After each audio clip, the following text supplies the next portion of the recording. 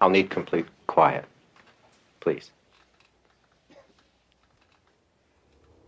Lights, a crowd, the proper atmosphere, and the common coin of desperate belief.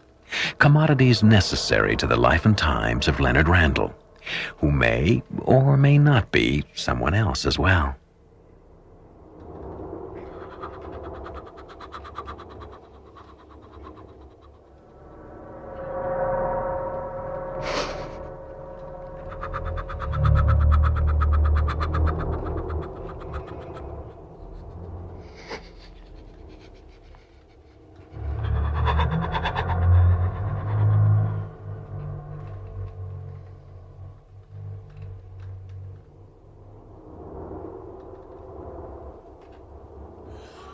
I am Delos, and I am here.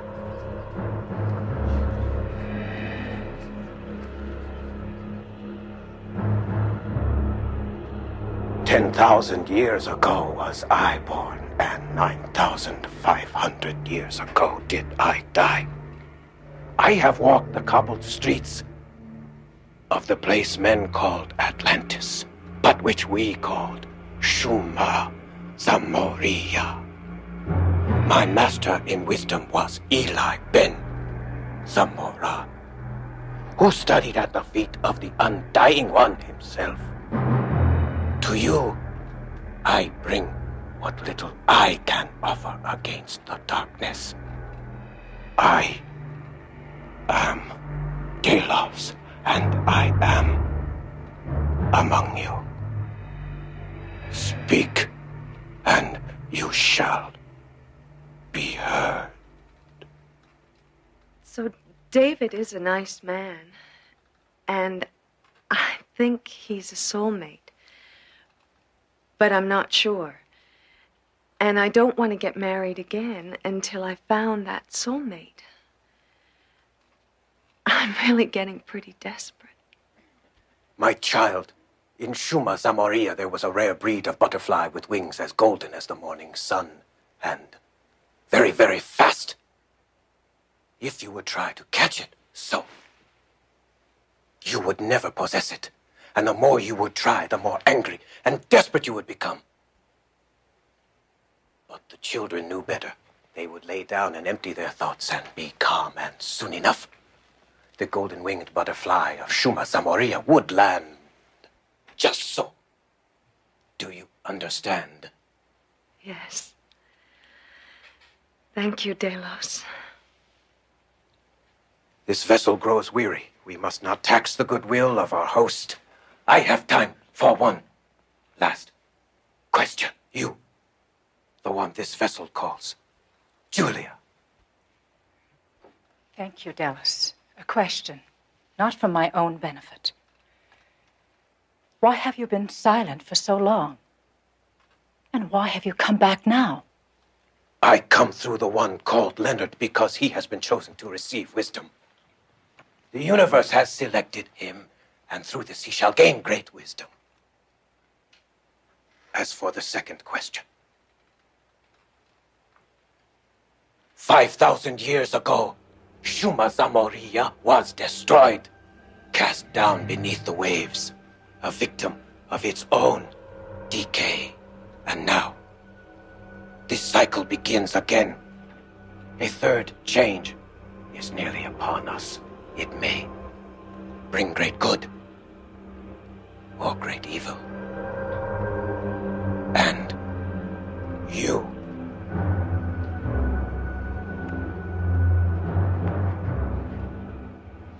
all of you, will tilt a balance. My time here has ended. He whose body I inhabit has reached his limit and I must go. Remember all I have said here today and seek the light within each of you. I am Delos, and I wish you well.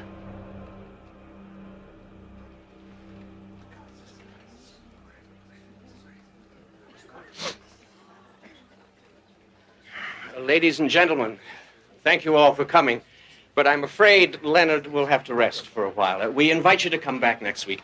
And remember, an audio cassette of tonight's session will be available in the front lobby in about an hour. Thank you very much. Thank you. Okay.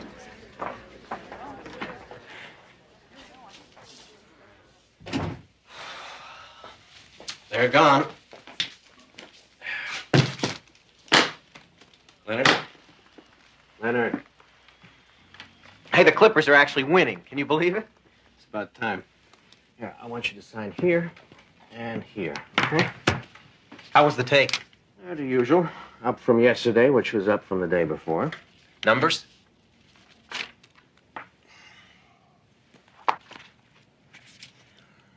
We're booked solid on the 3-day retreat. Crystals, tapes, and amulets are up 5%. Book sales are up by 10, but holding. We got the printer standing by for another run after the TV show. Which reminds me, don't forget you got the pre-interview tomorrow afternoon at 3, okay? Good. Should be quite a reaction when Delos goes coast to coast. Just a hop, skip, and a jump till we have a show of our own. One step at a time. As our good friend Delos might say. Never take anything for granted in the prophet biz.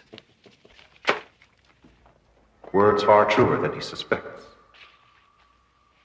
Hey, that's a good one. Huh? Yeah, thanks. It is a good line. Listen, get me everything you can on Daphne Blake. The more I know going in, the better I'll be able to tailor Delos. Yeah, will do. Shall I also send her a bio on you? I suppose, but nothing too spectacular. Just indicate that I'm a humble tool of the great Delos.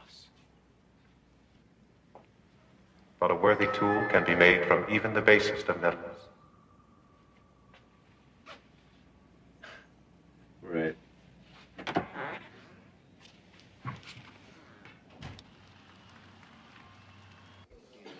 So you understand, gentlemen, this is just a formality. Miss Blake Lake's first-time guest to come by, get a feel for the place.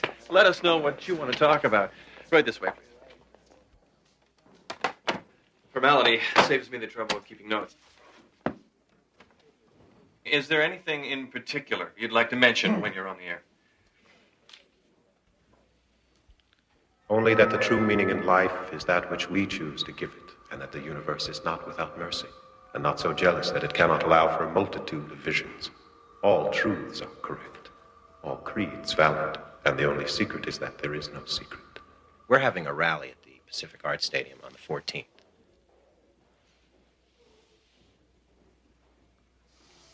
So perhaps Miss Blake would want to mention that. Sure. Which part?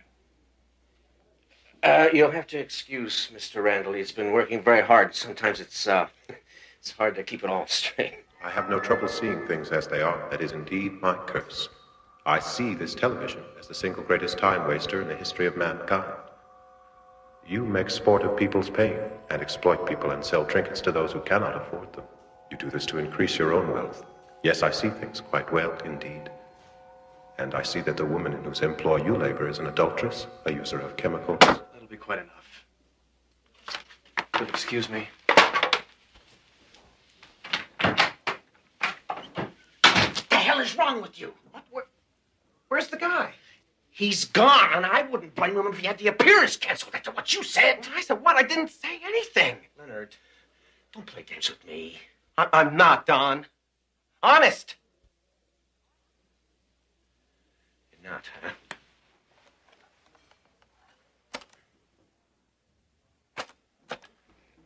And I see that the woman in whose employ you labor is an adulteress, a user of chemicals. Who's that? It's you.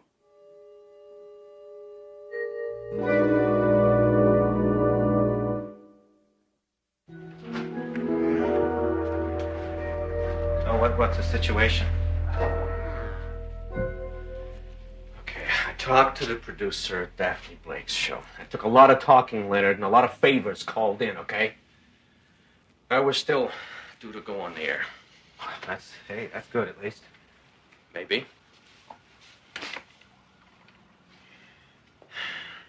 Leonard, this can't keep going on. Now, you're going to have to do something before we go on the show. You have to get control of that voice. Well, it can't be Delos. There is no Delos. I mean, Don, we invented him. Remember? I said a 10,000-year-old warrior, and you thought I said a 10,000-year-old warrior. Hell, I thought you'd never stop laughing. Yeah, only it's not funny anymore, Leonard. And the money and the good times, it all comes to a stop unless you can get this under control. Which is why I've made an appointment with someone for you. He's a specialist, and I think he can help. A psychiatrist? No way. Not a chance. Leonard, I don't know what's going on here, and neither do you. All I know is everything is riding on this show tomorrow. Now, mess up, man. And we're finished. I said no. N-O. I can handle it! I'm sorry. Look, can we backtrack a moment? I think there's something I'm not getting here. You're a trance channeler, aren't you? Yes. Not to be judgmental, but you're supposed to hear voices, yes? Yes. Then what's the problem? Well, it's, you've got to understand, Dr. Greenberg, I'm really getting this voice, see? And I've got to go on TV tomorrow. So, unless you can help. Television. Now I start to get the picture, so to speak. Mr. Randall, I've worked as a psychotherapist for 20 years. I pride myself on my record. If it's all the same to you, I'd rather not be the subject of this little publicity stunt.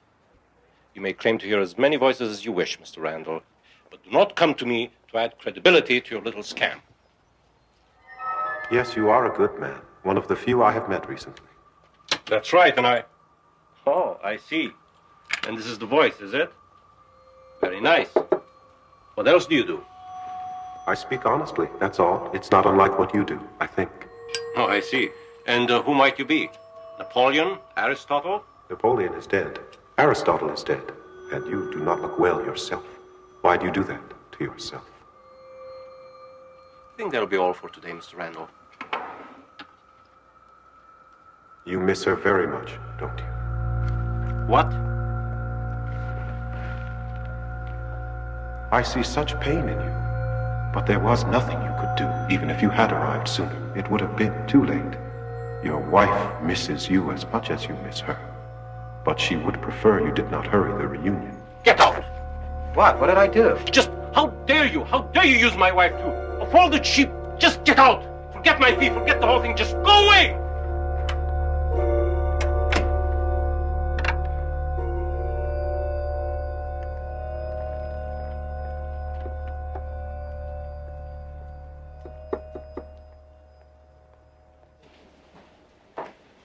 Hey, how do I look? Never mind how you look. How do you feel? I think it'll be okay. I taped myself last night, and the voice, whatever. It didn't say a word all night. Maybe it's gone. Well, let's hope so. 3 minutes, Mr. Randall. Look, just keep telling yourself, get through this, make Thalos a star, and we are set up for life. All right? Come on, let's get out of here.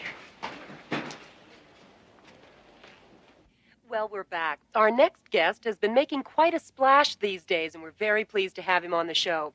He's a trance channeler, and that's a fascinating subject we'll explore in just a moment. But first, I'd like to welcome him to this, his first television appearance, Mr. Leonard Randall.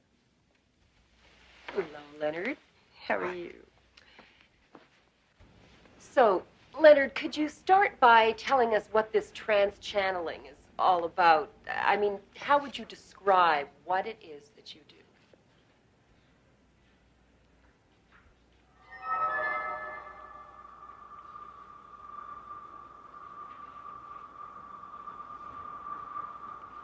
These are sad times, Miss Blake. All that is mysterious, all that is magic, has been leached away. People who do not see the magic in themselves seek it in someone else. They are so desperate for mystery, for something to believe in. They are willing to accept without question even the most outrageous propositions. Such as? Such as the man sitting in this chair. And for the honor of being treated like sheep, for the distinction of being treated like gullible children, they are willing to sacrifice. They would give it all for a scent of magic. Mr. Randall, do you suppose that we could speak with Delos? He's the 10,000-year-old warrior that you channel, isn't he? There is no Delos. There never was. Consider it an investment of innocence that turned a considerable profit. And now the game is over. The masquerade is ended. To the followers of Delos, I can only offer the sincere apologies of Leonard Randall. And one slightly used piece of wisdom. Do not seek enlightenment in the vain and self-indulgent proclamations of those who insist you must pay for your own soul. Do not seek it in this box or in the opinions of others. Seek it in the quiet turning of your own considered conscience. Thank you. Well, folks, you've heard it here first. We'll be back right after these messages.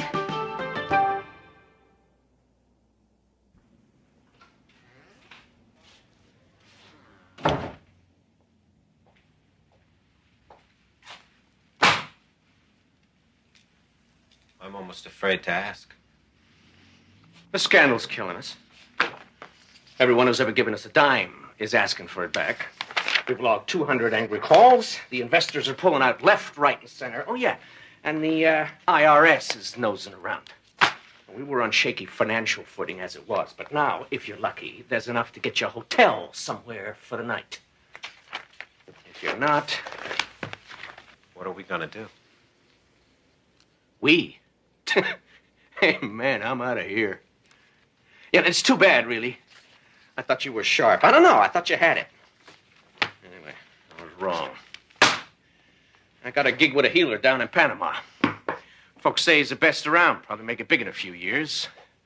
With the right lieutenant.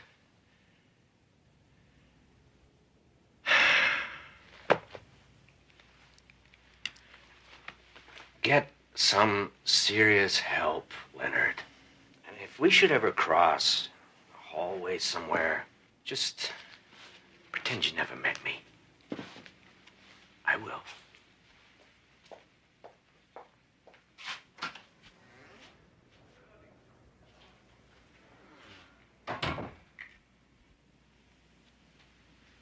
Well, Leonard, guess it's all over now. Quite to the contrary. It is only the beginning.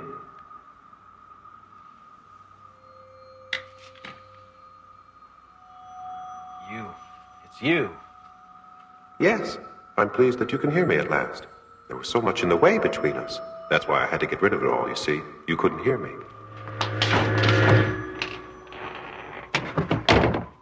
Anger, Mr. Randall? It seems rather pointless, don't you think? Isn't that what you said? What Delos said? Submerge anger. Find the center. The hell are you? Come on out! I'll kill you, you lousy!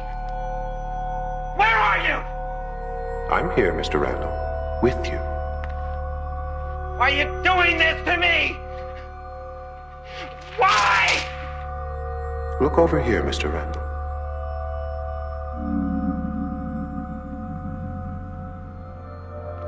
I'm here at your urging, Mr. Randall. You said the universe had chosen you for wisdom, and you, of all people, should know that sometimes, when you speak to the universe listens. You asked for wisdom, and now you will receive it. It will be a long process, but to that end I am willing to be your constant companion. I will be with you every moment, day and night, for as long as it takes. How long? How long will it take? 20, 30 years, at most. And now, as you say, in your modern world, let's Take it from the top. Critical reviews received and reluctantly acknowledged by Mr. Leonard Randall. A case study in showmanship, who found himself upstaged in the final act by the Twilight Zone.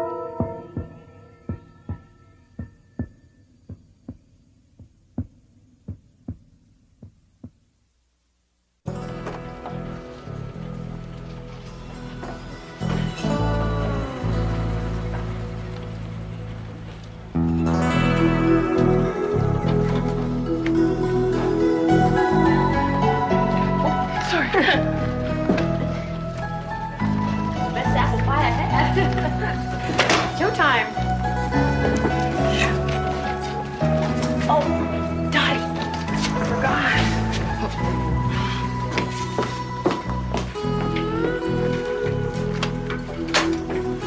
Morning.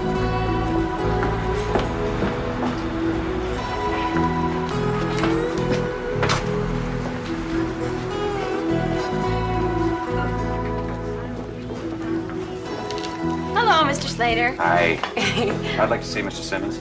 Oh, I'm sorry. He's no longer here. You have to see Mr. Cutler. Good morning, Mr. Cribbins. Good morning, Miss Bailey. Did you check your figures against this? I gave you 7 cents off yesterday. Yes, sir. Oh, Mr. Cribbins?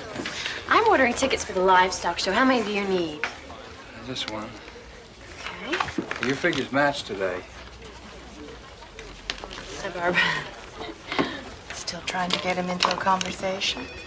Great. I've only been trying for a year. Hello? I'll tell him right away. Mr. Cribbins? Mr. Cutler wants to see you in his office right away. Thank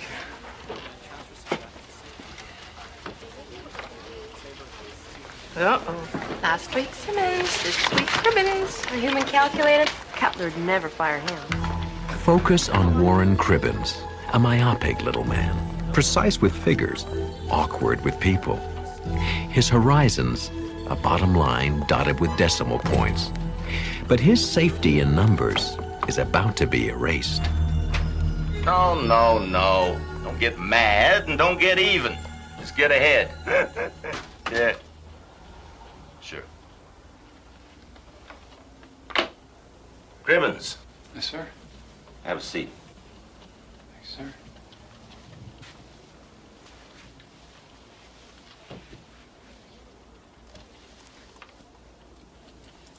I'll get right to the point.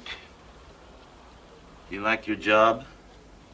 Yes, sir, very much, and I hope my work has been to your satisfaction, sir. Right down to the last decimal point. Oh, thank you, sir. Wish I could say that about everyone. Cribbins, Warren, how'd you like a promotion? Well, I've decided that you should replace Simmons as the new loans officer here at the Farmers Bank. actually, I think I'm better suited. Exactly. You respect the numbers. Well, honestly, No, don't thank me. Sandy will help you get set up. She's your new secretary, and we can discuss your salary later. Here, take this file and look it over. You'll find it's fairly typical. Yes, sir. Congratulations. Oh. Thank you, sir. Sandy, will you come in here for a moment, please?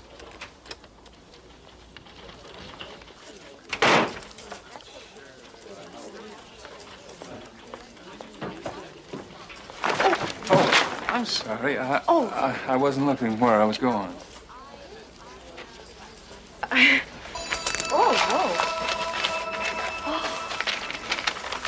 Oh, no. Oh, no. Oh, I'm so sorry. Oh, that's all right. Oh, I'm so sorry. I can get them fixed for you. No. That's all right.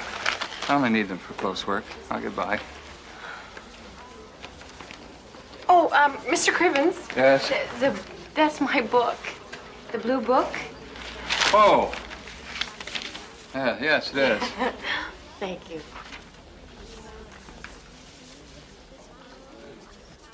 No, I did not take out your loan. You did. Yeah. Yes, and you agreed to abide by the conditions of said loan. No, I can't do that. Mr. Simmons is no longer working here. I said that I can't do that, and Mr. Johnson, I would appreciate it if you would watch your language, Mr. Johnson. Mr. Johnson?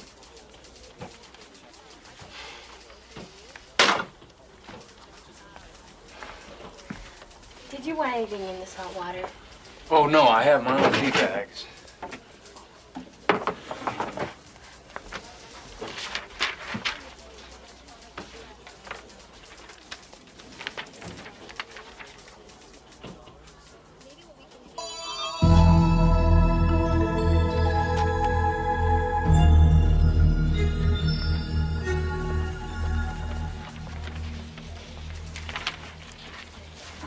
Yes, Mr. Crivens. Somebody just dropped in there.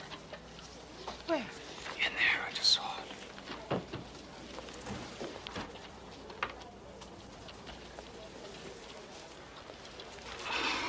I'm sorry. Oh, it's okay. I could have sworn that, really I am. I'm sorry. Okay.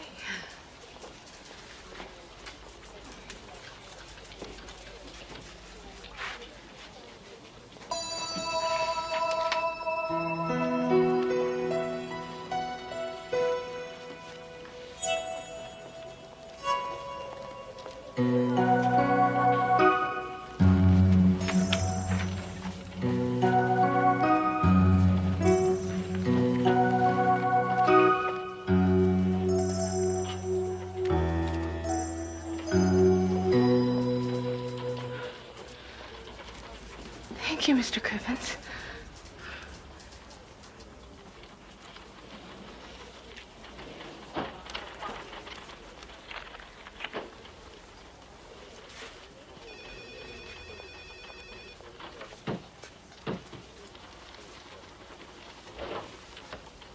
Mr. Crivens, Mr. Cutler wants to see you as soon as you've read all of these. Thank you.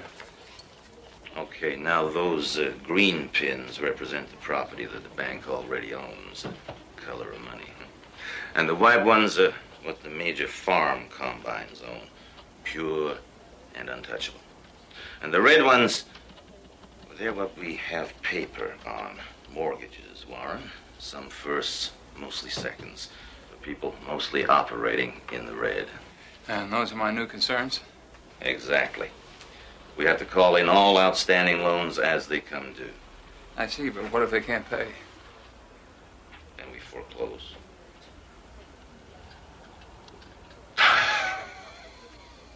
Listen, Warren, I've always looked at mortgages as rent. If you have a tenant who can't pay his rent, then you find one who can. I mean, the business of America is business, right? Calvin Coolidge. Exactly. That's what makes us great.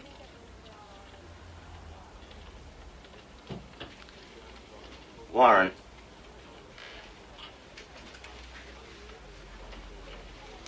Do you have any idea why we're stepping up our activity on this? No, sir. Well, it has to do with the new state highway coming through. If you own land the government wants, it's like sitting on oil. You know where the new highway is going, sir? Oh, boy. If I knew that, Warren, I'd own this bank instead of working for it. Anyway, the more deeds we own, the better our chances, so let's start changing those red pins to green, Yes, AP. I'm afraid you're delinquent on your loan, Mr. Slater. A letter was sent advising you that grace period is over this week. You can extend it a little more, can't you? No, I'm afraid we can't do that. The business of America is business, Mr. Slater. The business of America is people. Or it should be. Please, Mr. Slater, let's not take this personally. This is just business.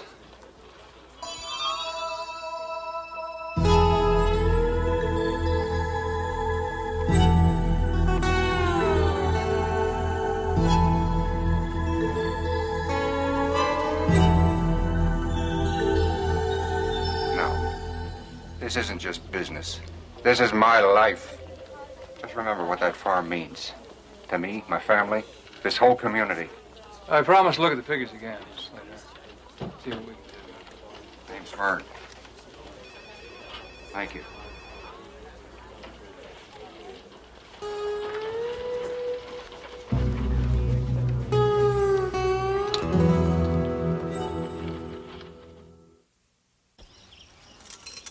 It's an enormous piece of property. Without us farmers, just dirt and dust.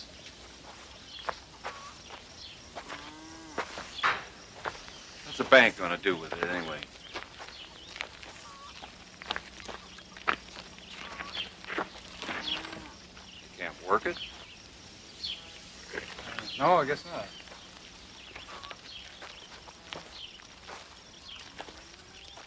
Adam, where's your mom? Mom! Emily!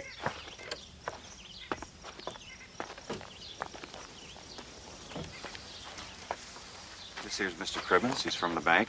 How do you do? Hello. Vern tells me you're going to figure a way to make things work. Well, since I'm not empowered to extend your loan and your equipment appears to be a little outdated, I suggest that you sell off some land. Who to? Who's going to buy it at a price that'll be worthwhile? I'll just have that much less corn for market? How's that going to help me, Warren? Mr. Slater, Vern, I think that may be your only option. I may not even be able to get my boss to agree to this. He wants to enforce foreclosure.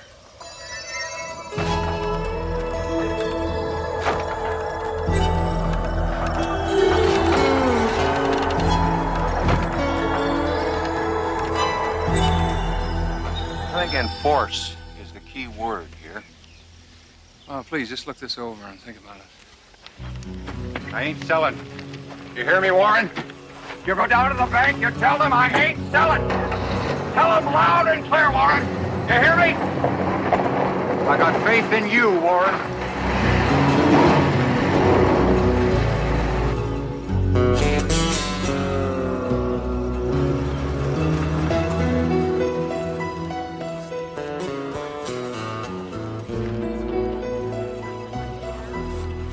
Morning. Good morning. Oh, Sandy? Can I see you for a minute? Sure. A minute, sit down. Okay.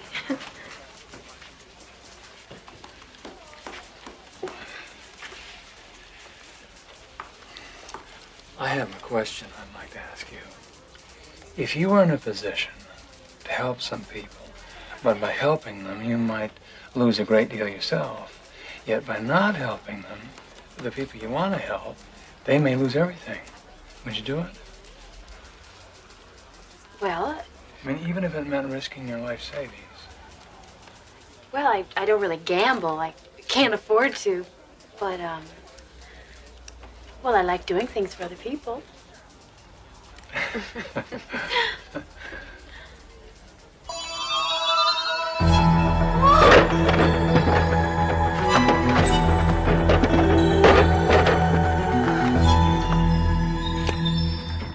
Whoa, what's wrong? What do you mean? What I mean is you just jumped right up out of your chair. Oh, well, nothing. Nothing really. Oh, yes, would you do me a favor? I'll try. Would you draw the cashier's check for this amount from my savings account? Sure, no problem. Anything else? Yes, there is one thing. Please, be very careful around the bank. You sound like my father. Please, be careful. Okay, I will. Thank you for your concern.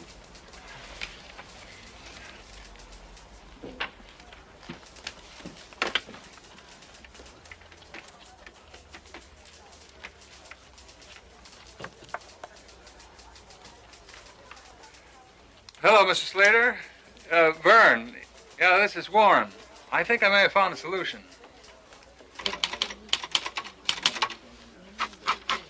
Vern, I think this may solve your problem.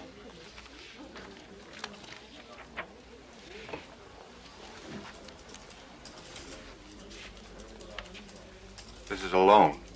Yes, a personal loan from me. That's correct. Warren, I won't let you down. I'll pay you back every single penny. I promise you.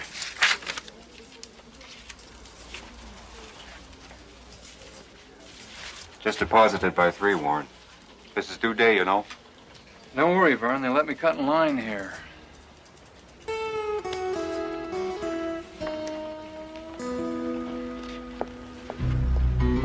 Sandy? Oh, I'm sorry, Mr. Cribbins, what are you doing? Oh, I'm sorry. Nothing really. I just,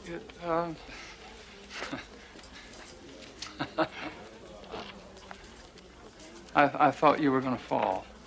I use this ladder all the time, and I've never fallen, not once. Oh, I don't understand. You were supposed to be careful. And I was. Oh, I nearly forgot. You're supposed to go see Mr. Cutler in his office. ASAP. So, with foreclosures, like I said, it all depends on the worth of his assets. Here, I have some figures available on that. So, don't dicker with him too much there. He's in no position. His debt load's so heavy he can't say no, even when we offer him bottom dollar. Oh, sure, it's a tough deal for the guy, but, well, that's business. Right, Warren? No, I had no idea we'd strike it this rich by grabbing the Slater farm. Yeah. Yeah, well, just wait and see what else I got in mind. You betcha. I love highways. Warren? Warren, did you understand what I just said? Yes, sir. Offer Vern Slater bottom money because he's so far in debt he has no choice but to take it. Exactly. Remember, the note's due today, plus penalties, plus back taxes. But you can waive it all if he takes our offer. So, get on it.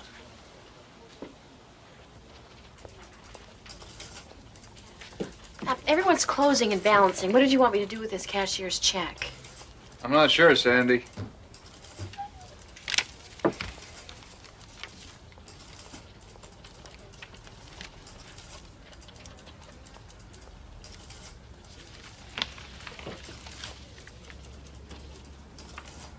Deposited in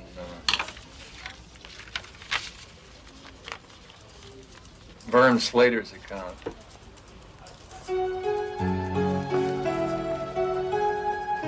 After what I told you, after everything I said... I don't understand. You understand perfectly well. Don't play that game I'm with me, not sure Griffiths. what you're talking about, Mr. Cutler. We should have owned that property. If not for you, we would have. You are directly responsible for costing me a fortune. How is that, sir? How's that? Please stop screaming at me, Miss Cutler. That new state highway is going to cut straight through Slater's farm. Oh, really? You personally loaned him that money. You betrayed me, Cribbins. Well, I don't see it quite that way, sir. How do you see it? Aren't we the farmer's bank? I just helped out a farmer in need. Clear out your desk, Cribbins. You're fired. You sure you want to do that, sir? It's worth the severance pay just to get rid of you.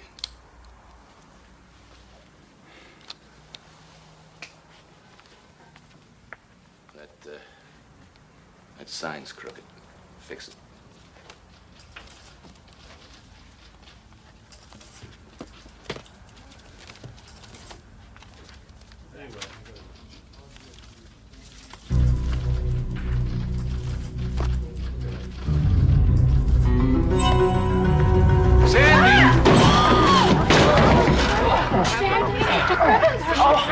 What happened? You okay? Oh, I think so. Are you okay?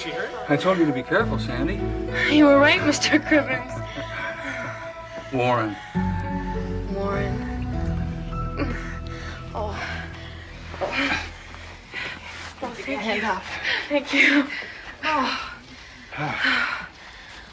Oh, no, I did it again. What? Your glasses, I broke them. I think they're totally useless now.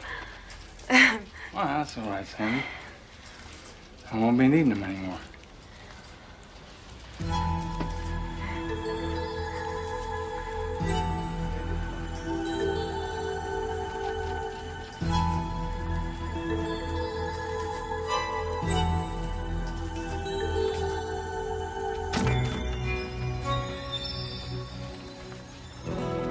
Come on, Miss Bailey.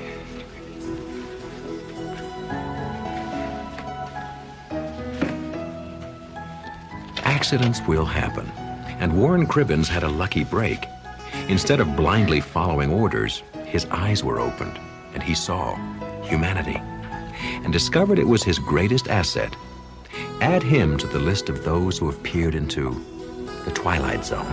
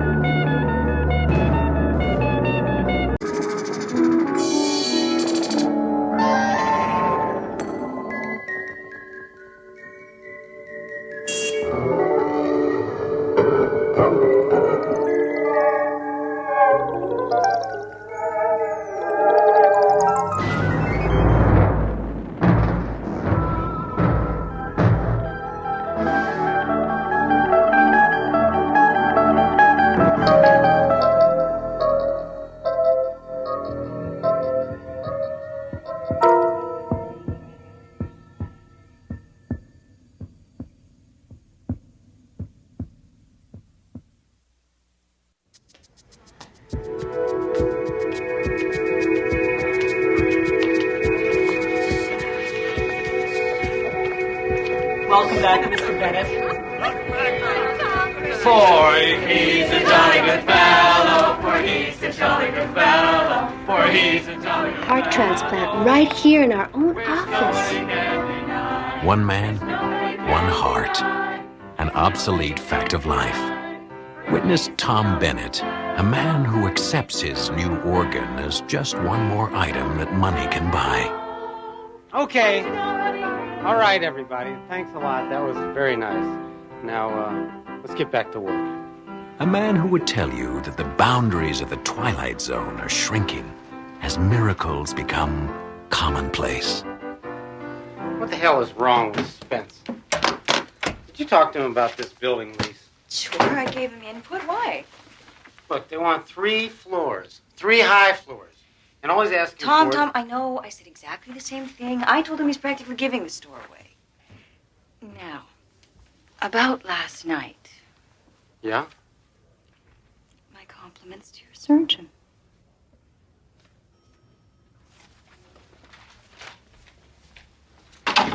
Hey, Spence. Hey, guy. Welcome back. Place hasn't been the same without our killer shark. Yeah, I noticed that. 60,000 feet at $2 a foot. We can get at least 2.5 for that. Are you okay? Yeah, I'm fine. Well, that's a first. Tom Bennett loosens his tie. Tom, are you sure you're feeling okay? If you can show me where we can hit them up for some more money. It's easy. How is it easy? You just up the price to 2.5 per foot, and then tell them to take it or leave it.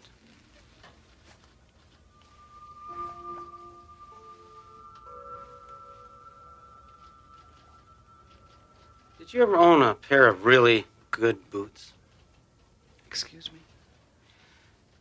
Yeah, the kind of boot that fits around your foot like it's always belonged there. Don't look at me. If it doesn't have 3-inch heels, I'm not interested. Where are you going? Be right back. I'm gonna go buy a pair. I'm gonna buy some boots. Tom, we're in the middle of something here now. Yeah, you wanna come along? Tom. You're serious, aren't you? Sure. Okay, let's go get them boots, partner.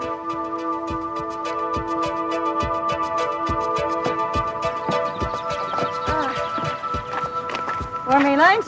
You shouldn't have. Come on, let's go for a walk. Okay, what's that? Hot dogs for lunch, strolls on the beach. Tom, this is not like you. But it's great, isn't it? Wait a minute, Tom. I can't go down there in my heels. Take them off. Sure. Designer hose, $30 a pair. Why not?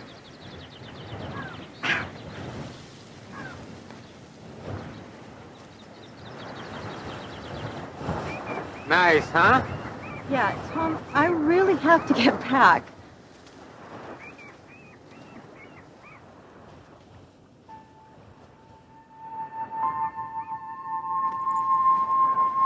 Tom. Hello? That woman. What about her? I've seen her before. Where? You mean here before? No. Yeah. Maybe I have.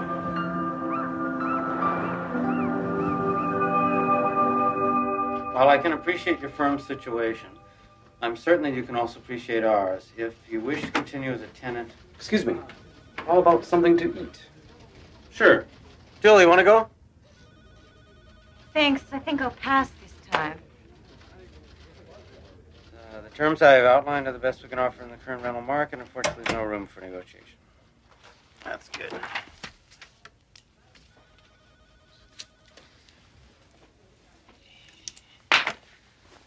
You know, I was thinking this place could use a few plants. Definitely. I'll order some. Let's go. Good night, Mr. Bennett. He used to hate plants.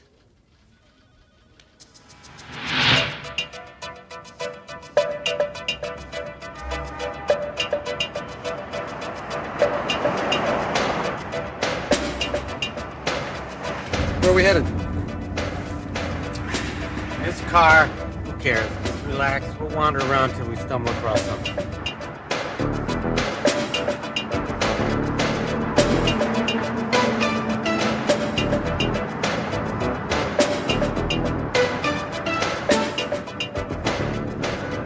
Okay, what's going on? Told you, just wandering. For an hour? Look, I know you like driving this car, Tom, but I'm starving. Hey, bear with me. I feel like... Jesus. Now, that wasn't wandering. Tom. I don't know. I just felt like going in this direction. Tom, when you have a heart transplant, it's got to be a shock to your whole system, you know? Did they warn you about anything like, temporary craziness?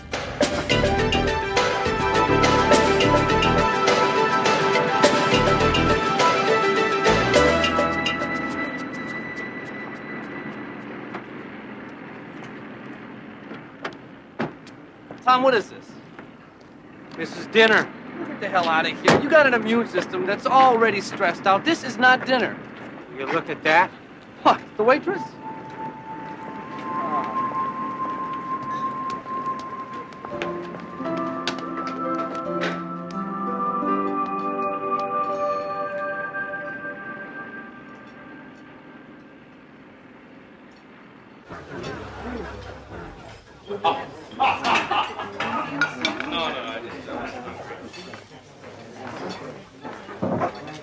What are we doing here?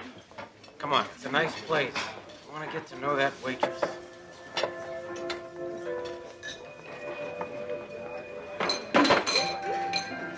Why? I don't know. There's something about her. It's like she's somebody I want to talk to.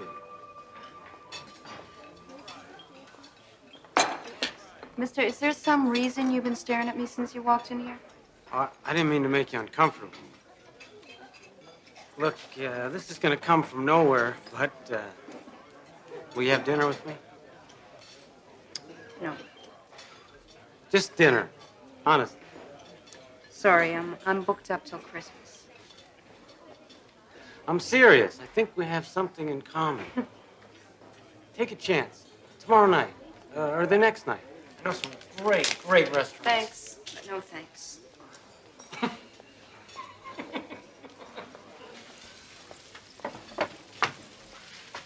He asked me for a date. What did you say? What do you mean, what did I say? I said no. Mary Jo. You have got to start dating sometime, and this guy looks like one hell of a way to start. Why does he keep staring at me? He's weird. Look, what about Ralph? He'd ask you out in a second if he thought you were available. Well, I'm not available.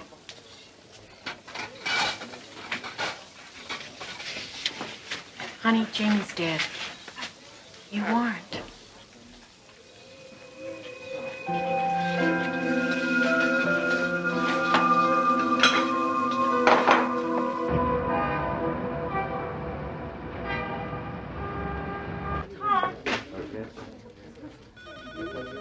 Tom, I want to talk to you.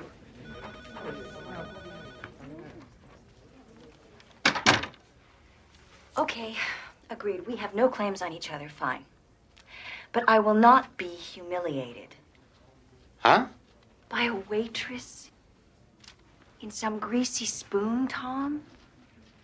Hey, I go in there for lunch a couple of days a week. That's it. So what's the attraction, the ambiance or the cuisine? Both. I like the food, and I'm comfortable there. I feel good there. Which is strange, considering nobody likes me. Least of all your waitress, I presume. She's not my waitress anymore. Mary Jo refuses to serve me. Which is just the kind of challenge you like. Wrong. As a matter of fact, I keep telling myself this is stupid. What are you doing there? But then, a couple of days later, there I am. Oh, poor baby. All that meatloaf and no love.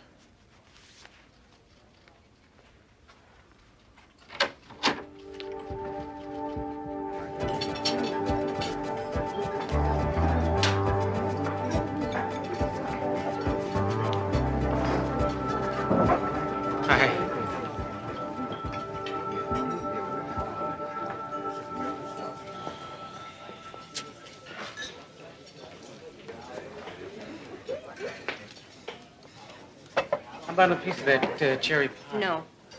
Look, I am getting sick and tired of you hanging around here all the time. You're not coming here for the food.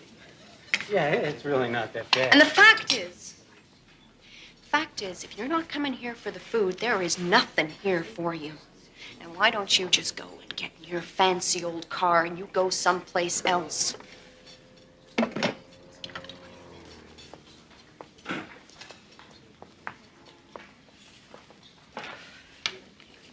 Don't you get the message?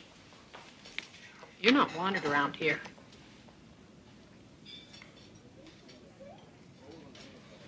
Come here. It's not that you're not a nice man. It's just that, well, you gotta understand.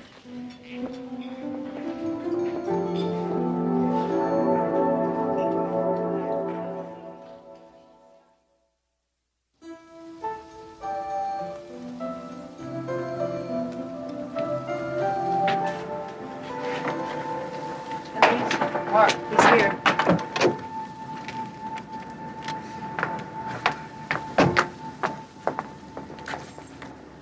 I gotta go. Night. Mary Jo, I want to apologize. I had no idea. Your friend told me. She had no business doing that. Mary Jo, you guys must have been pretty close, huh? Close. We lived next door to each other since we were 5 years old. We always knew we were going to get married. Well, maybe that sounds kind of silly to you. Well, maybe it is silly. But it was the kind of love that makes you hurt. The kind of love that you feel right down into your toes. He promised me. He wanted to wait until he had a good job.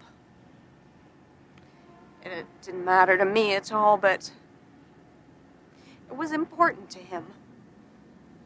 And he did it. I was so proud of him. And he called me up. We set a date. And he was coming right over, and we were gonna celebrate. We were gonna have kids.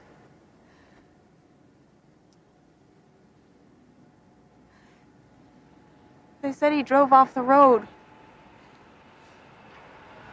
And they took him to the hospital.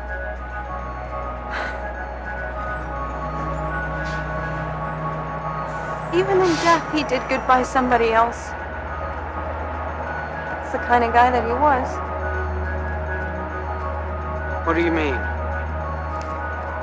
Nothing. Nothing that would mean anything to you. Now, please go away! Wait, what was his name? I want to know his name.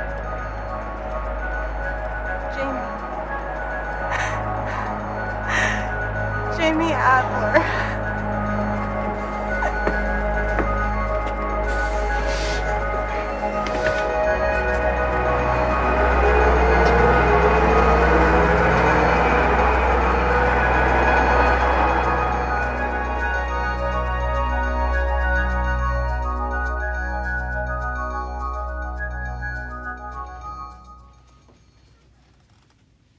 Thank you, Doctor.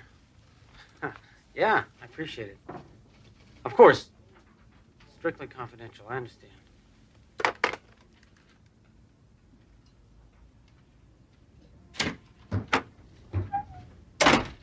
I've just been on the phone. Me too. Did you tell McLaughlin that he could set his own price? This is crazy, Tom. There is no way we can agree to it. You know whose heart they put in me? It's a man named Jamie Adler. Very nice guy. To which of you should I tender my condolences? It's a good question.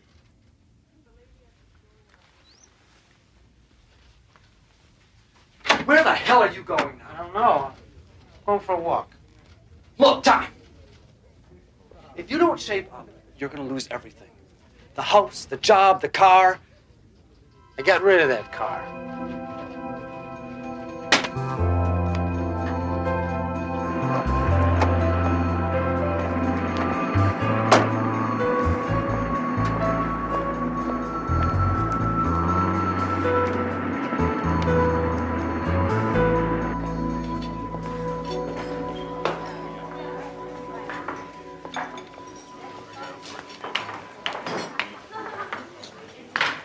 What do you want? Coffee.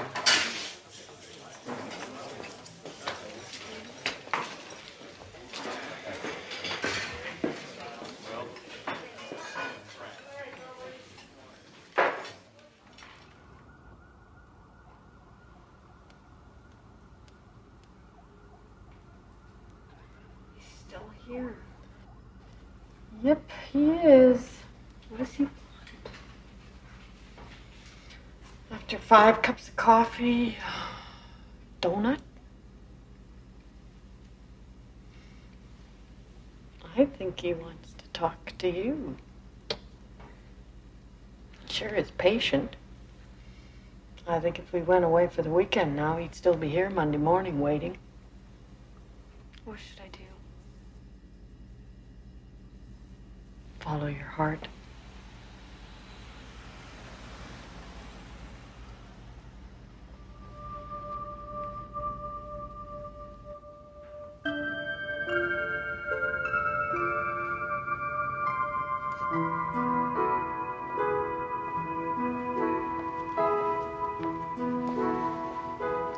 Let's take it. No. Please.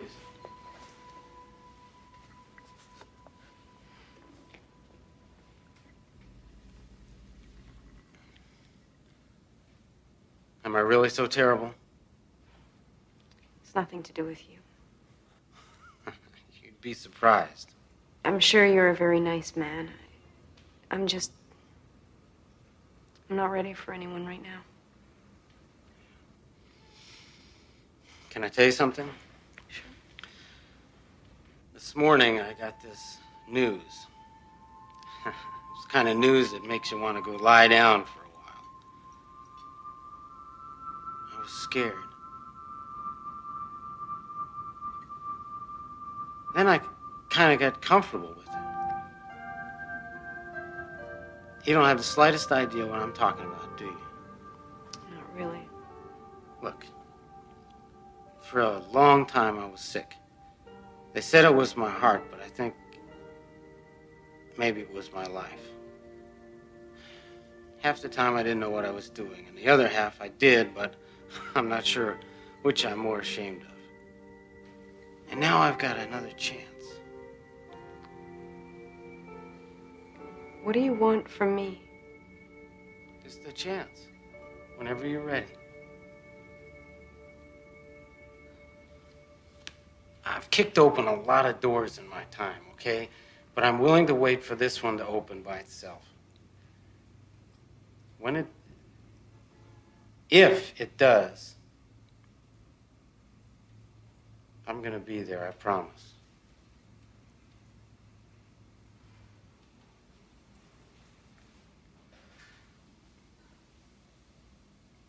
Well, at least let me buy you a piece of pie. Madam, give me a piece of strawberry pie with peach ice cream, please. That's my favorite. How did you know that? Lucky guess? You're a strange one. I warn you, I'm not an easy person at times. Oh, really? Jamie made me a promise, too. He said that he would always be with me. Yeah, I kind of suspected that. Well, he meant it, I'm sure. And, I'll keep my promise. Cross my heart. A philosopher once wrote, "The heart has its reasons that reason does not know." Perhaps he was born knowing that truth. Or perhaps, like Mr. Tom Bennett, he discovered it with a little help from the Twilight Zone.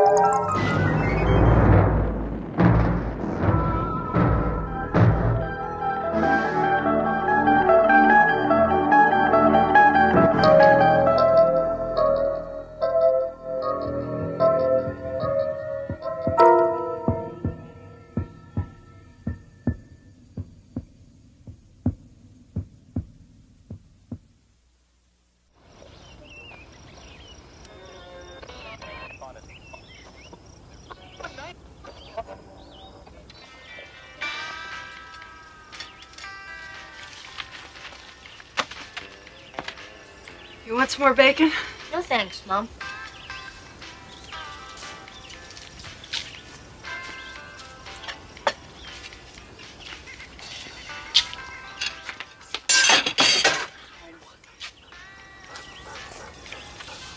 I saw that. I'm not hungry anymore. Where do you think you're going, young man? Out. Don't be smart with me. What do you mean out? Out where? I don't know. Down in the creek. Maybe by Possum Meadows. Wait just a minute. Now what? Put your plate in the sink. Oh, Mom. Okay.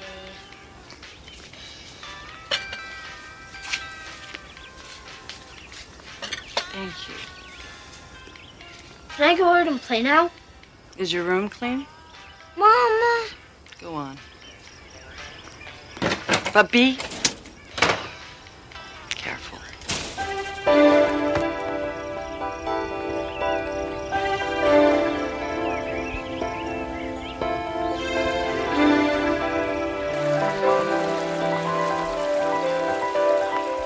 For Danny Wilkins, a sunny afternoon is a world of adventure. He's a typical boy who likes nothing better than following a trail just to see where it goes. But today, that trail will lead Danny through a private reserve, which lies just inside the borders of the Twilight Zone.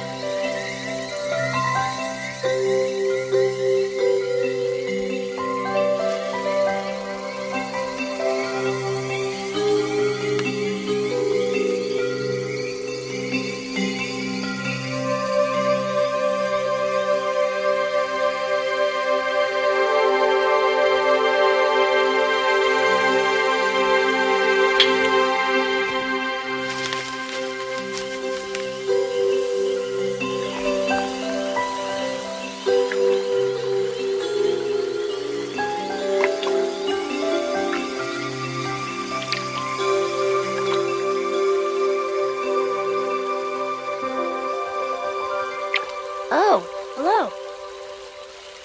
Hello, Danny. How'd you know my name? It's written on your shirt. Oh, yeah, I forgot. Who are you? Scout. What is this for? It's just a toy. Of course. Just a toy. Look,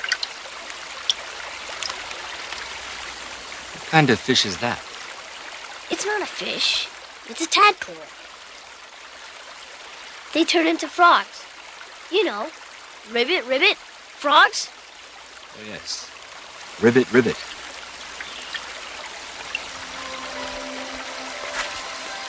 Is the weather usually like this?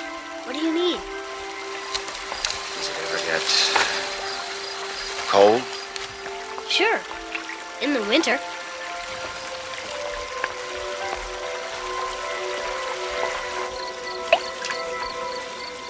What do you call this place?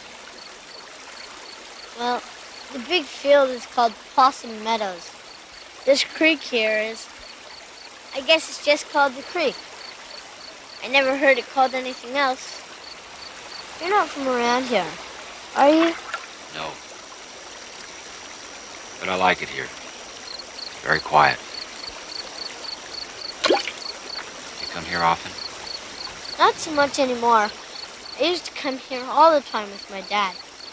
Well, he wasn't really my dad. What do you mean? I never knew my real dad. There was this guy who lived with us for a couple of years. Mom made me call him Dad.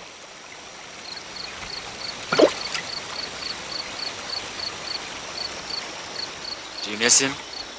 Nah. Mom does, though. She thinks it's my fault he left. What do you think? I don't know. I guess. Well, I better get going. My mom will be worried. Worried? About what? Who knows? Stuff that moms worry about. You know. Thanks for showing me the tadpole. Sure like to see one when it turns into a rubbit.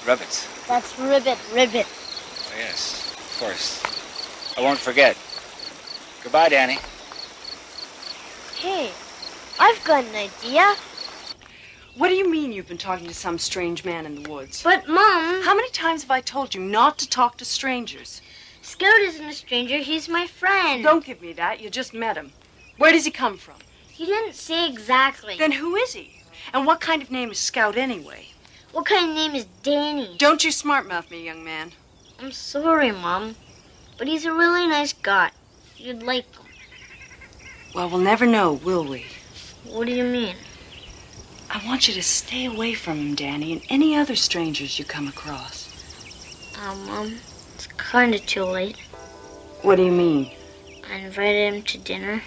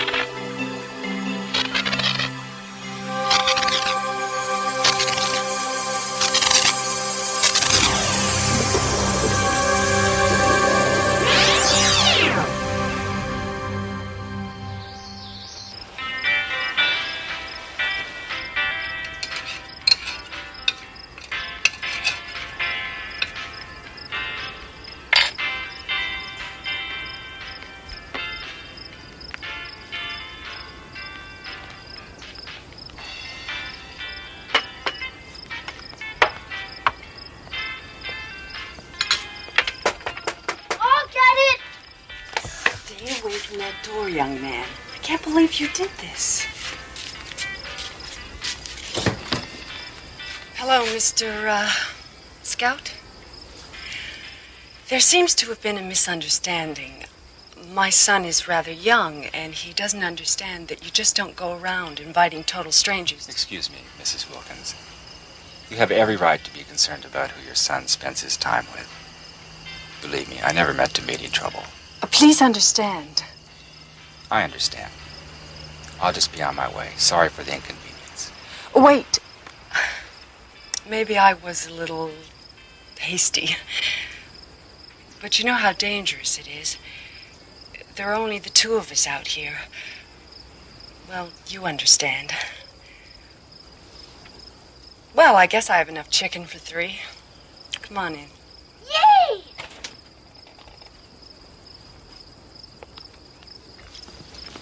Thank you. Hello, Danny. Biff, quiet.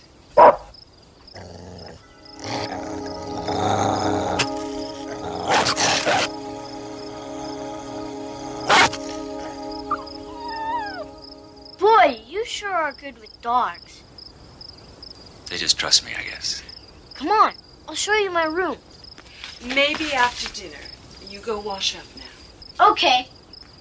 Neat! Sure you wouldn't like some more peas?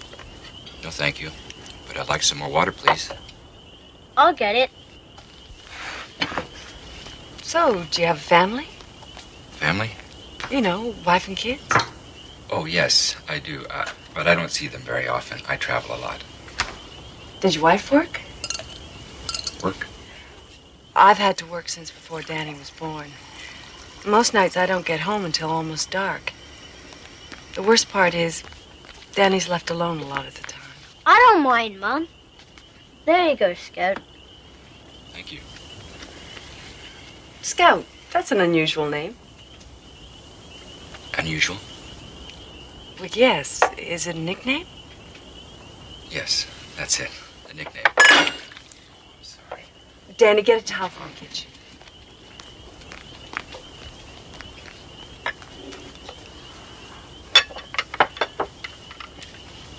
This is a very interesting area. Yes, it is. What brings you here? Business. What sort of business? I work for a large industrial firm looking for a place to locate. Oh, really? Which one? It's confidential. I'm really not at liberty to say.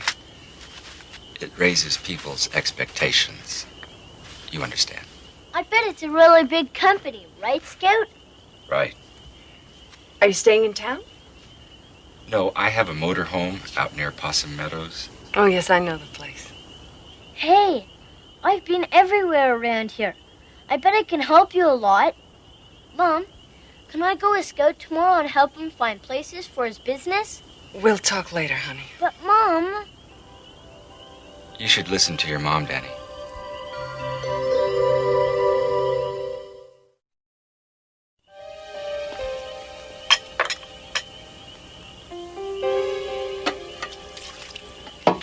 Very efficient. It's just the dishes.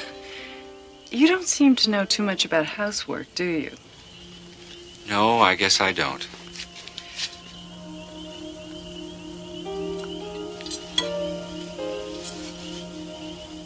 It goes up there.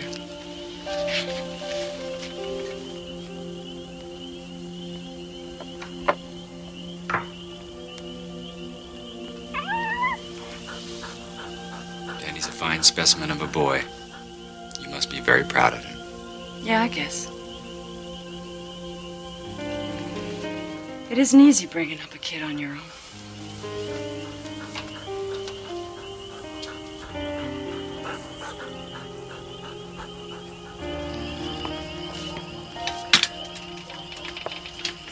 Can you find your way in the dark?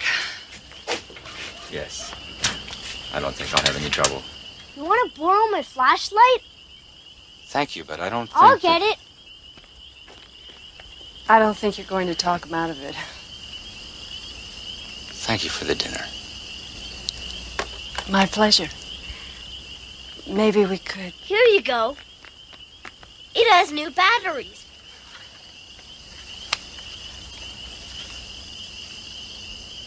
Thank you. Good night. Good night. Good night. You get into bed, young man. It's late. Okay, Mom. I want you to come straight home from school tomorrow. Mom, I thought you said I could help Scout. I said we'd talk about it, and we just did. You're to come straight home tomorrow. But, Mom... No buts, and stay here. I want you to have your homework finished by the time I get home. Okay. Danny? Good night, Mom. Good night, son.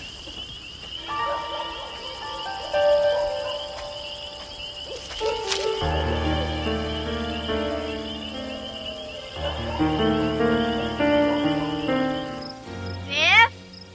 Biff? Biff? Where are you? Biff?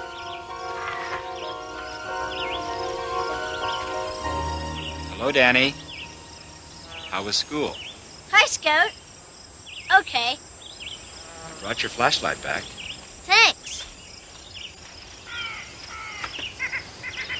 Are you ready to show me around? I don't know. My mom said I should stay home after school. Oh. I talked to your mom, and she said it would be all right. You did? Yes. She's over at my house right now. With Biff. What's she doing there? We're all going to have dinner together tonight. We are? Yes. Now, come on. She doesn't want us to be late. Sounds pretty weird to me. I thought we were friends, Danny. Don't you trust me? Well... okay.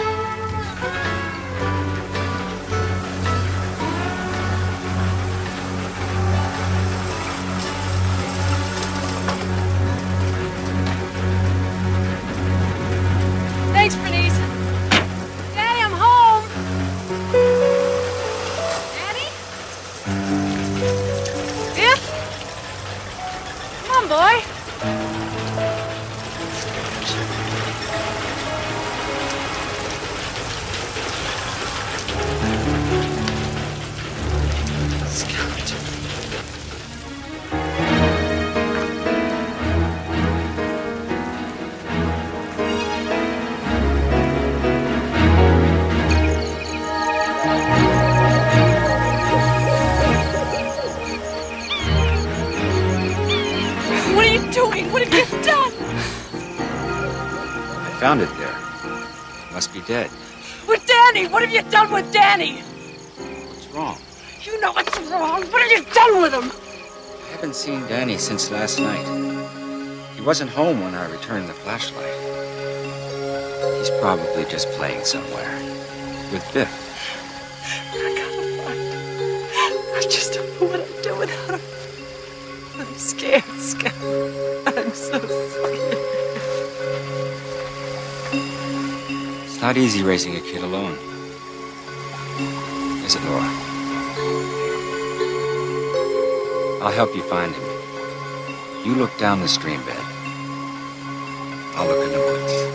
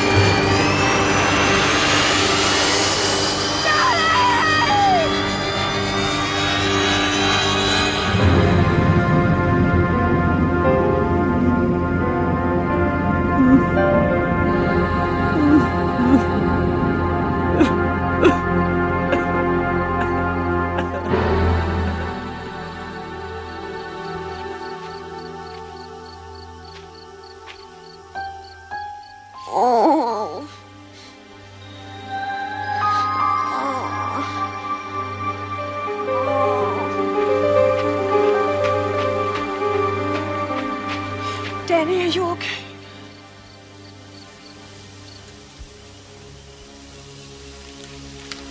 Just cold, Mom. Oh, God, I thought I'd lost you. Danny Wilkins, beneficiary of an act of kindness offered by a stranger. A stranger who's been reminded of a truth, the power of which cuts across races, cultures, and even species. The love between parent and child. It's a truth that can change minds and actions, even in a place known as the Twilight Zone.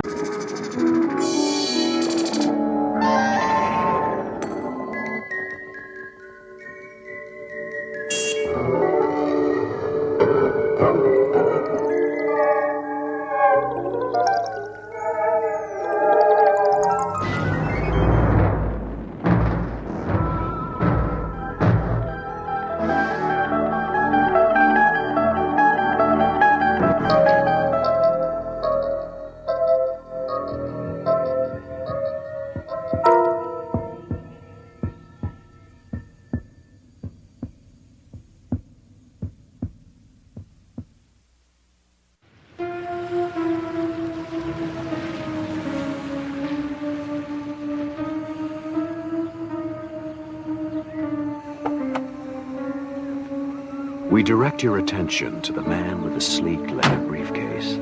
His name, Dr. Mallory Craig. Thanks, bud. Occupation, psychologist, newly employed by the Crestridge Sanitarium. For the last 2 weeks, he has been visualizing his first day, looking forward to it with eager anticipation. But there's a terror behind those cold institutional walls that nothing in his education has prepared him for.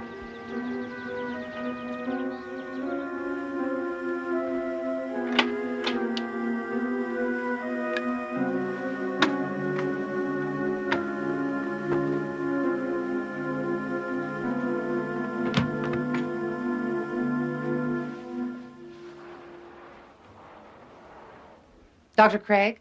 Yes. Rebecca Robb. Everyone calls me Becky. I'm the catch-all head nurse, good cop, bad cop, advisor on policy, and tracker down of missing paychecks. Glad to have you aboard. Thank you. Glad to be here. This place has got a fine reputation. I only hope I can live up to it. I'll get you the files on your clients. You'll be taking over Dr. Parnett's group. About 6 or 7 people. I think you'll find them all quite fascinating. Thank you, Becky.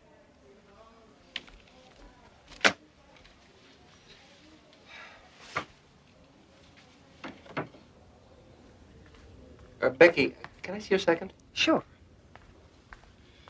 What can you tell me about this patient? Name of Sharon Miles. It says here she committed herself. That's correct. Although Dr. Parnett thought there might also have been some family pressure to check in.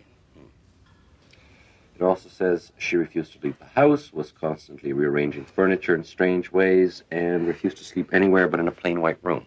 Still does. Since she's been here, she's repainted her room, I guess about half a dozen times by now. Anytime there's a spot or a crack. Dr. Parnett said to let her do it. It might be good therapy for her. She dresses only in solid colors and refuses to leave her room except for meals and counseling sessions. And then only with difficulty. I've never heard of anything like this before. What's her attitude? Frightened. Doctor, in my 10 years as a nurse, I've never seen anyone so completely, utterly terrified. Of what? I don't know. Even Dr. Parnett couldn't find out that one. Good night, Doctor.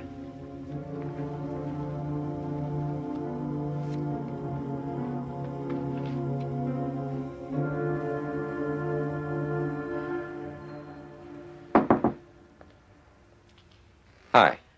I know it's a little bit after office hours, but I thought I'd pop by and say hello, if you don't mind.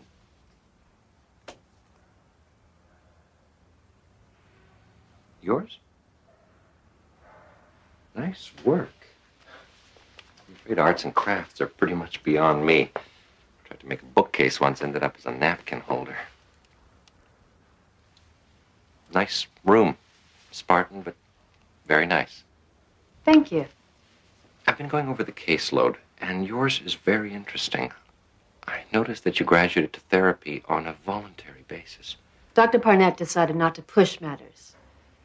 If there was something I wanted to talk about, I'd talk about it. But you haven't. You haven't been to therapy in nearly 2 months. You know, I'm sure if you were to try again, I could arrange for a field trip. No. I don't think that would be a good idea. Not yet. When I'm ready, maybe. All right.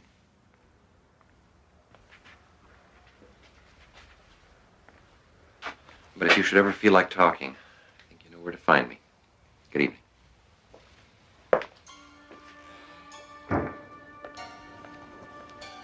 Ah, good. There you are. I've been looking all over for you. Before everyone went home for the night, I wanted to introduce you to the rest of the staff. Fine. That'll be all right. Get it away from me! Get it away from me! Get it away from me!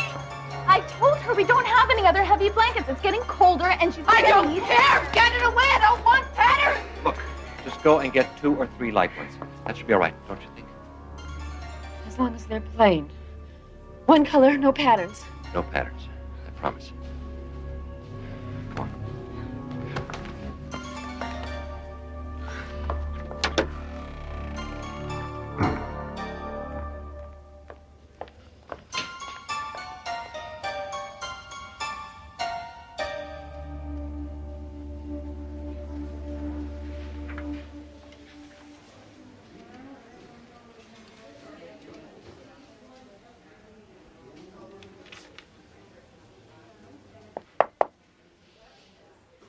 Guess I didn't make a very good impression last night.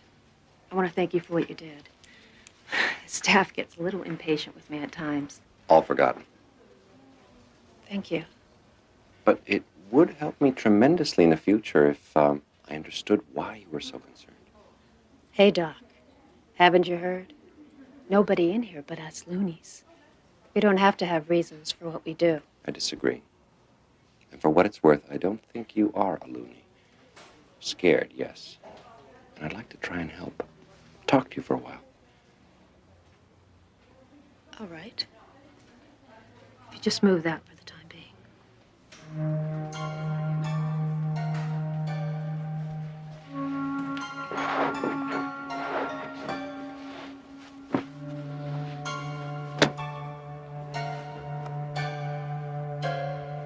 After I finished college, I met Jeff. And we got married about a year later. And we had a boy, Bobby. He's 7 years old now. And I don't hate my mother or my father, and I never wanted to sleep with my brother. And I wasn't frightened by a checkered sheet when I was a little girl. But you were frightened last night. I saw you. You were terrified by that blanket. No, not the blanket. The patterns. Why?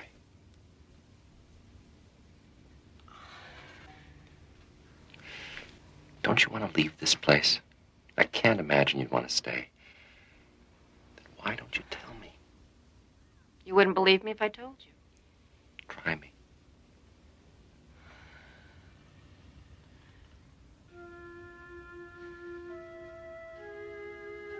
You ever look closely at patterns, Doctor? I mean the kind of patterns you find in wallpaper. Cracks in the ceiling. Linoleum floors. I suppose so, yes. You ever see faces in those patterns? And the way that the cracks and colors come together so that if you look at it, just so, you could swear you see a face. Of course. We had a linoleum floor when I was a kid. I used to spend hours looking at the patterns, trying to make faces out of them. See, that's the way the brain works. It tries to find order in chaos. Given the chance, the mind plays a game of connect the dots with whatever it happens to be looking at the time. Yes, but did you ever wonder why you see faces? Not animals or plants or buildings. But faces. No, actually, until you mentioned it, it hadn't occurred to me. It didn't occur to me either. At least not at first. It was Sunday, and I was looking up at the wallpaper. It was covered in abstract patterns, you know the kind. And I was looking up at the wallpaper, looking into the patterns. I saw a face in it. A doctor. I swear it looked back at me. Right at me. I caught it off guard, I guess, because I got the most terrible, horrible feeling that it knew that I saw it. And I looked away. It was gone.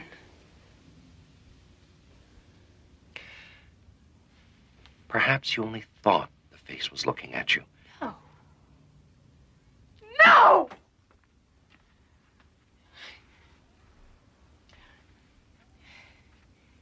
You know when you're crossing the street and you make eye contact with the driver the way everybody tells you to, and even though you can't see them clearly, you can feel when you've met their eyes. You know they're looking at you.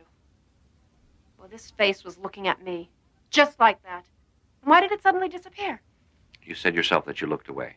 At that moment, your mind rearranged the dots into a different pattern, one without a face. No, there was something there, Doctor. I saw it and it saw me. It's trying to kill me.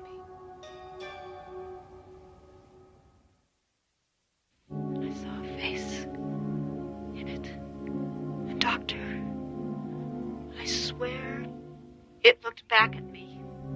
Right at me. I caught it off guard, I guess, because I got the most terrible, horrible feeling that it knew that I saw it. Then I looked away. And it was gone. Staying late? No, I was just leaving. Well, I hope you brought your coat. Looks like we're heading into the rainy season. Good night, Doctor. Good night, Becky. You said yourself that you looked away. At that moment, your mind rearranged the dots into a different pattern, one without a face. No, there was something there, Doctor. I saw it and it saw me. It's trying to kill me.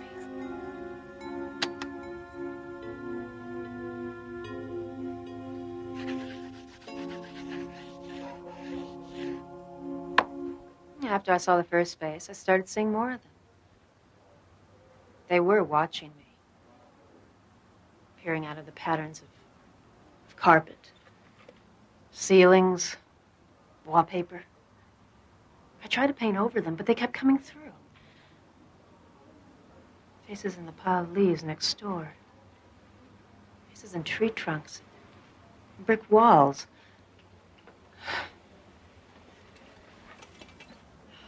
Faces in the doodles of my 7-year-old son. My clothes. I had to stop wearing patterns. That's why I don't allow patterns in my room. That's how they come through. As long as they're out of range, I'm safe. Sometimes I get the feeling that I hear them talking, whispering about me, trying to decide what they're going to do about me. You keep saying they. Who are they? I don't know. Sometimes I get the feeling that they're looking in from someplace else, someplace parallel to this, that only intersects us at certain points. I get the feeling that they're old. Very, very old. What do you think they would do to you, finally, if they got you alone? I don't know. I try not to think about it. And I'm not going to give them the chance to find out. Did this have something to do with your decision to commit yourself? I'm awfully tired, Doctor. Can we pick this up? Will you tell me tomorrow what happened?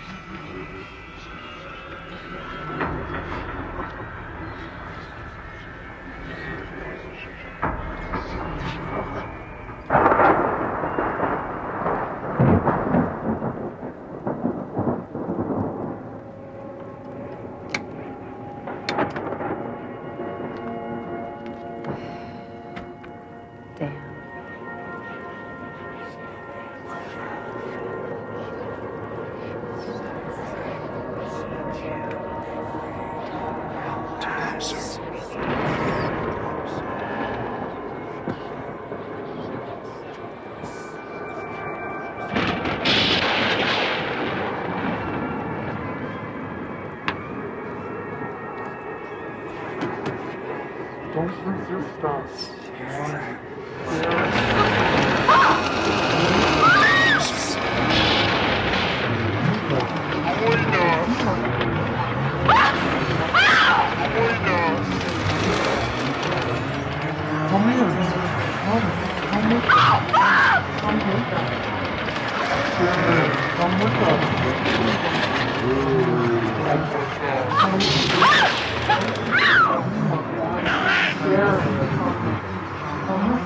Don't resist.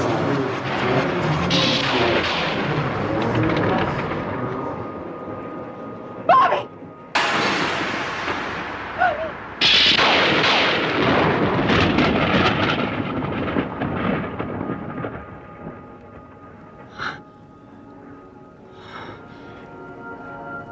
Oh.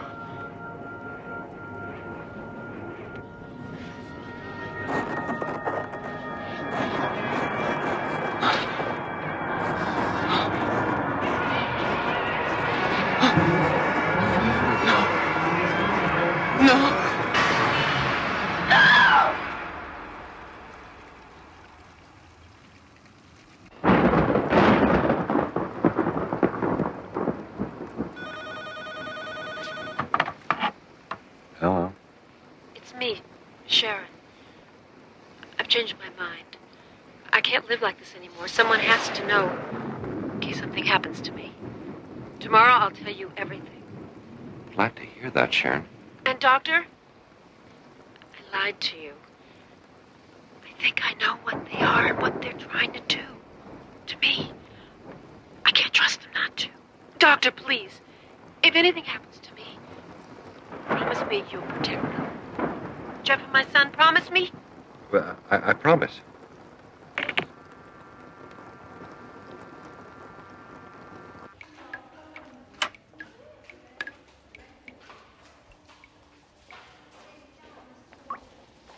Good morning, Doctor. Pardon the bucket. We had the roof fixed last winter, but it still leaks a lot. The buckets all over the place. A storm that big always agitates the patients, and last night was a doozy. Around midnight, we had everyone quieted down, except for your favorite patient. Sharon? What happened? She just started screaming right in the middle of the night, screaming and pounding on her door, trying to get out. Kept saying she wanted another room, that she had to get out. Did she say why? Well, she was hysterical. Any other night, we'd have given her another room, but you know how crowded we are. She was too disturbed to let her wander around, so we had to lock her room. I called for another nurse to help sedate her. She really fought us, too. Why didn't you call me?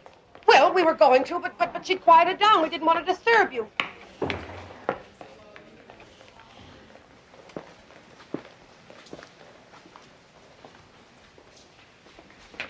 Good morning, Doctor. I hear you give our nurses quite a night. Well, I was being silly, and I realize that now. Storms frighten me. Actually, thanks to you, I realize I've been silly about a lot of things. Such as? Such as being here, committing myself, abandoning my son and husband just because of some perfectly irrational fears. It's wrong. And I can see that now. I guess all I really needed was someone to talk to. I fear you give me way too much credit. It's a very pretty outfit. Very intricate patterns, I thought. Just one more sign that all is well. I called the front office and had it brought to my room. With some luck, I signed the release forms and I'll be leaving here this afternoon. So soon? I thought we could at least finish our... We did. And again. Thank you.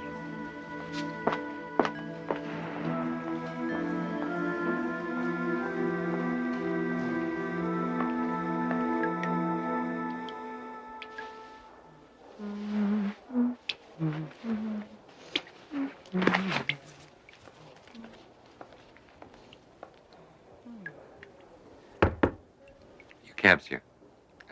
Thought I'd help you with your bags. Thank you. Besides, I couldn't just let you go without saying goodbye, could I? No, I suppose not. All the help is quite appreciated.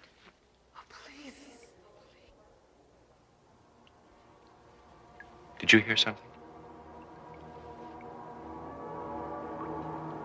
No. Must have been the wind.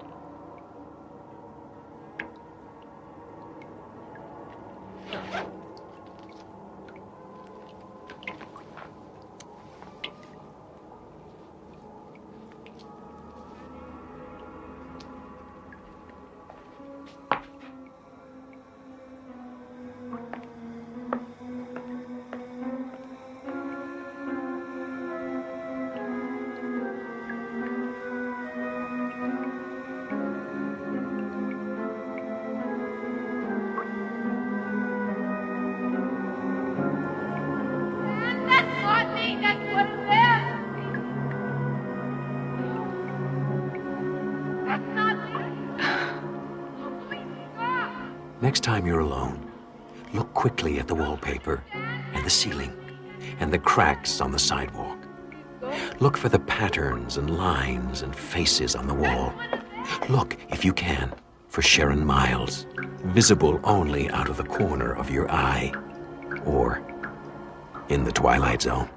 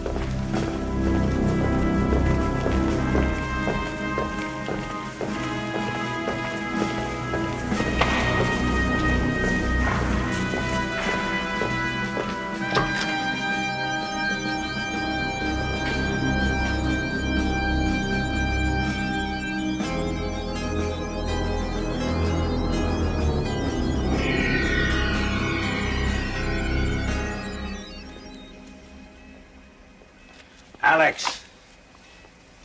General? Ranks later, all right?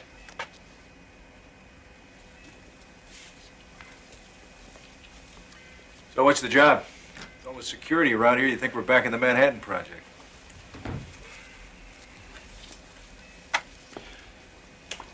2 months ago, this was a research lab.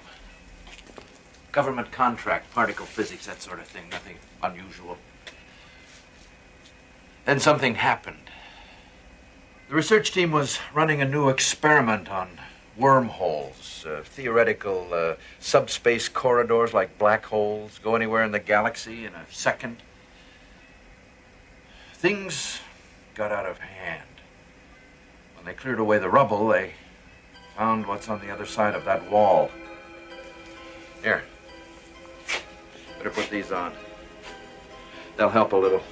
But try not to stare directly into it.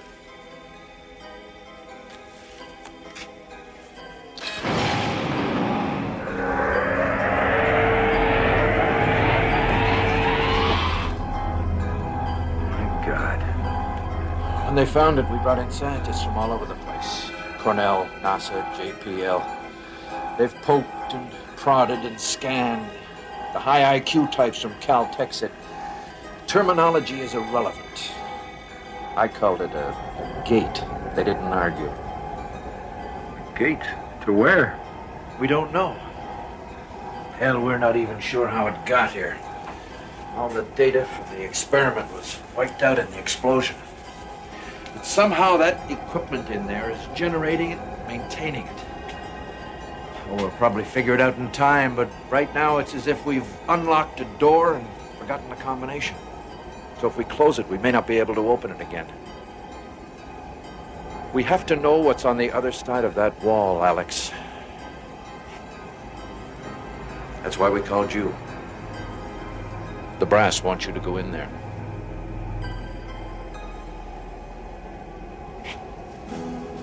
Alexander McAndrews, former test pilot, with a paper trail of commendations and a closet full of broken records.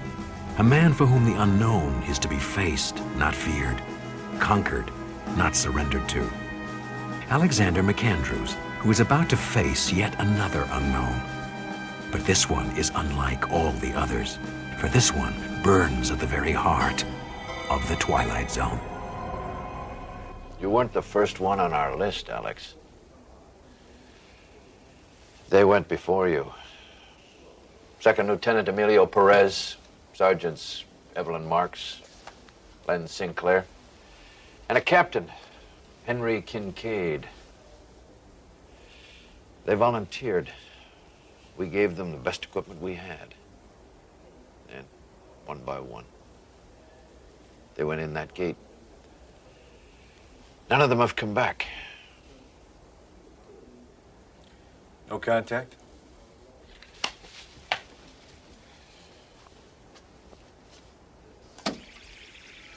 I'm through. It became gone. There's something here. Can you see it? Can.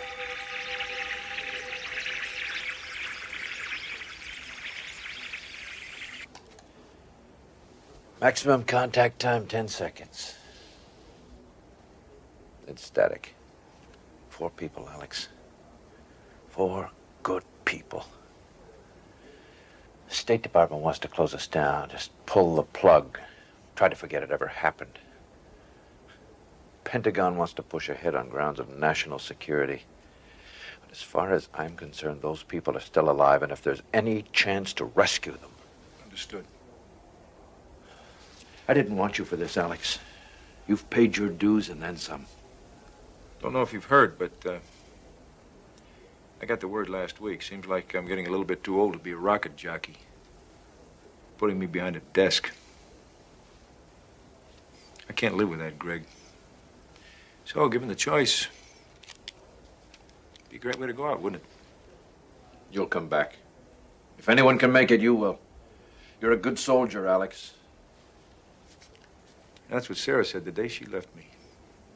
Good soldier. Always ready to follow orders, do his duty. Last chance. You don't have to do it. Look around, General. What else do I have? So where do I suit up? Systems check beginning by mark.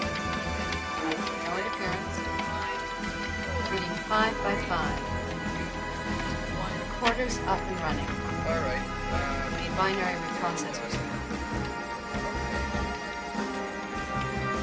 Field stable. Is there anyone you want me to? I'll see you soon.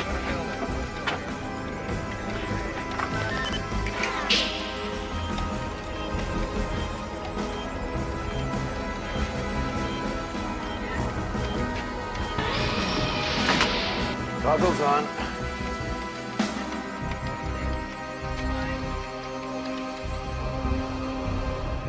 Okay, ray shield.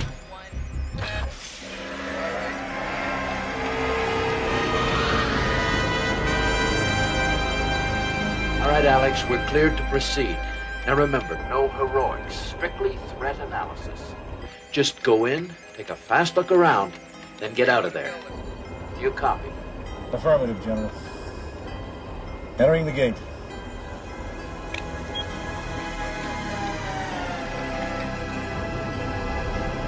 God go with you, Alex.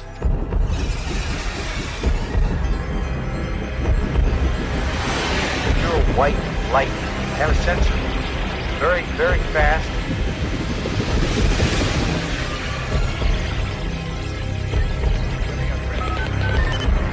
We're losing contact, General.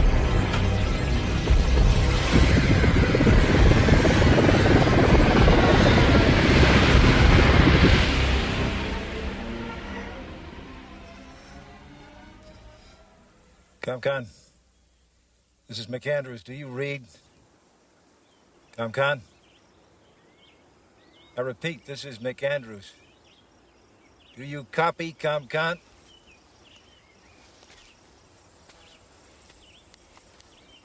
I don't know whether you're getting any of this or not, ComCon, but I'm going to keep recording anyway. I found a glove. Appears to be one of ours.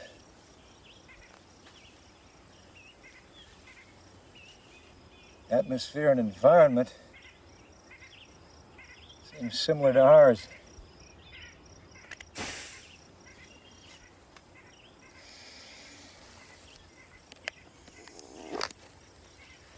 Oxygen atmosphere, all right. Sweet, cool, crisp air. I don't see any sign of the gate from this side. Perhaps it's not in the visible spectrum here. Moving on. I'll continue to log entries at 5-minute intervals. Still no communication, General. Boost the signal. Well, I'm trying, but I'm just not getting anything. Damn it, boost it some more. Come on, Alex, talk to me. Where the hell are you? Welcome, Major. Kincaid? Captain Henry Kincaid? Present and accounted for, sir. We've been waiting for you. Well, not you in particular, but somebody like you. But I'm happy with the selection. I can't think of a better choice for their needs or ours. Excuse me? Everything will be explained in time, Major. In the meantime, please, if you will come with us.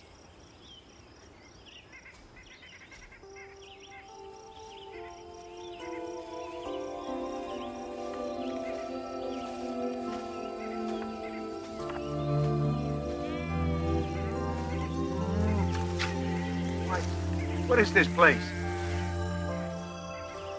Call it heaven.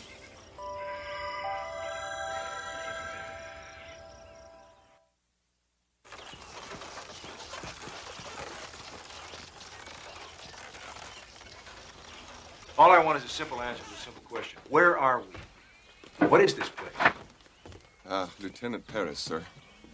I'm the navigational specialist. I've been here about a week, and the stars... Well, Major, the stars are all wrong. I don't know where we are, but it's not Earth. And frankly, I don't think we're even in the same neighborhood anymore. Well, why haven't you tried to get back? We can't go back. We've surveyed the area. And as far as we can tell, the gate doesn't exist on this side. It only works one way, from there to here. And you just welcome everybody? It is my prerogative as leader of this community. We are a peaceful people, Major. Not suspicious. Of supplies, we have plenty, more than enough to share. If this has become an unintentional prison for you, please be assured we'll exert every effort to make it a pleasant one. There is much we have to offer. They've told me about the world you come from. A place of such hate. Here we have no possessions to steal, no religion save one, the sanctity of life. No law, but to be kind to one another. That is why we were pleased to see it was you who was sent to us. They say you are a man of honor. It's the kind of place we've all dreamed about, Major. I think I'll reserve judgment till I've checked things out for myself. We encourage you to explore, and we will give you all the help we can, as we did to the others. I sense in you a man who's been searching for peace for a long time without finding it. Here you will.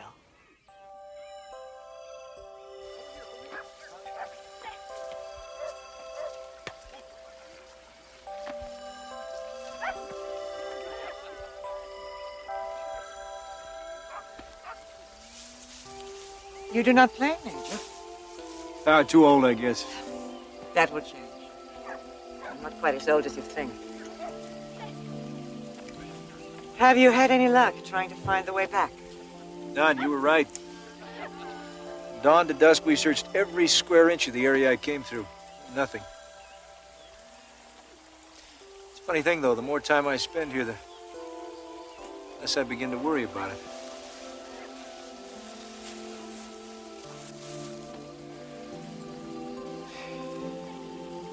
See, I've been a soldier all my life.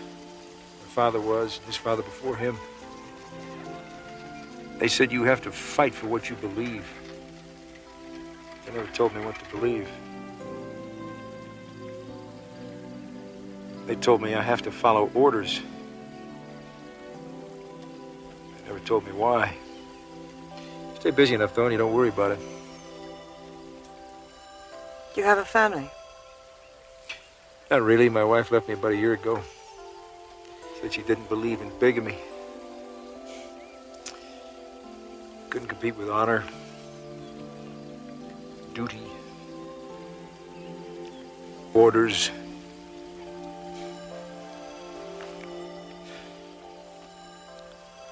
I'm glad you're here, Alex. I'm very glad.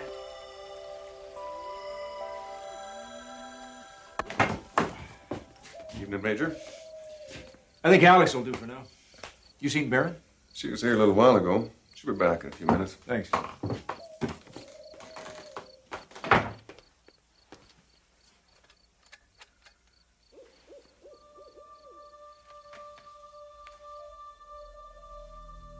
It is now 3 days, 12 hours since Alexander McAndrews went through the gate. In another 24 hours, we will consider him lost in action. I've recommended we shut down operations and send no more people through the gate without more detailed analysis. The brass disagree. We lose more in training operations, they told me. They've already picked their next volunteer. He comes highly recommended. I don't know him. Thank God for small favors.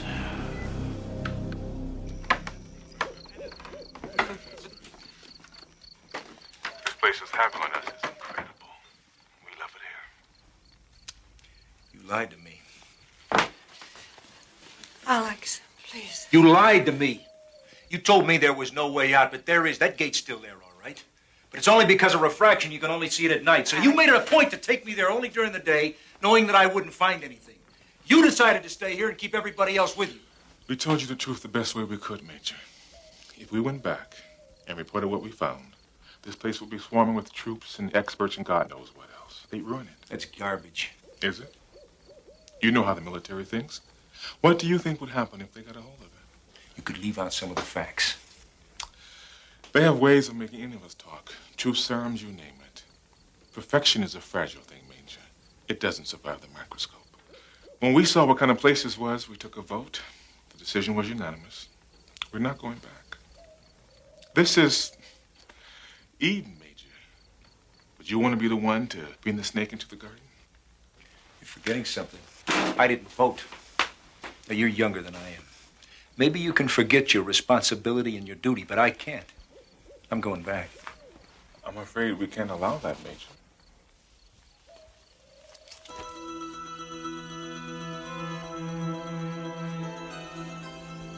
See how easy it is? The first solution of the angry man. How many other guns you want to turn loose here? I don't want to hurt you, Kincaid. But I'm ordering you to get out of the way. Then you'll have to kill me, Alex.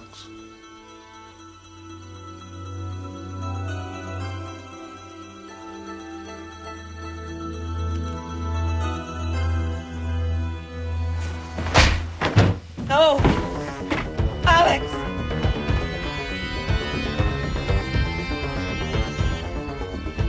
Alex!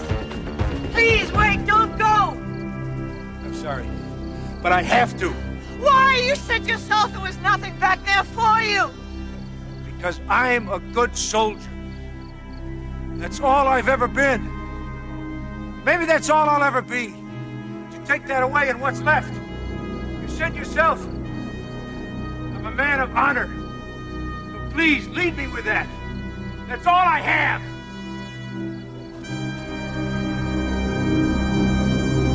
So you're convinced they're a totally agrarian society?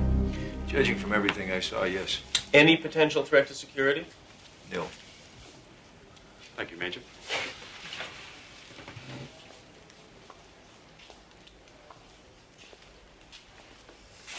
I think we're in a perfect position. The press isn't aware of the situation. It's a whole new frontier. Good job, Alex. I stink. Technology advisors. You did what you had to. You followed orders. Yeah. Keep the guns in our hands. Yeah, I did that, didn't I? Kind of like the symmetry of that. Well, I still think it's worth considering. I think you're overlooking the strategic value of this situation. The first strike potential is enormous. There's nowhere we couldn't hit with troops or tactical nukes in a hot second. Hell, we could even store the stuff up there, and no one could take it out with a first strike. Tell me something, Greg. Would you have let the snake into the Garden of Eden? Fortunately for me, that wasn't a decision I had to make. Why we have to go in now, so that we can call the shots. I mean, the Pentagon is dying for an opportunity like this, and we must prevent any kind of leaks whatsoever, or the whole thing is shot.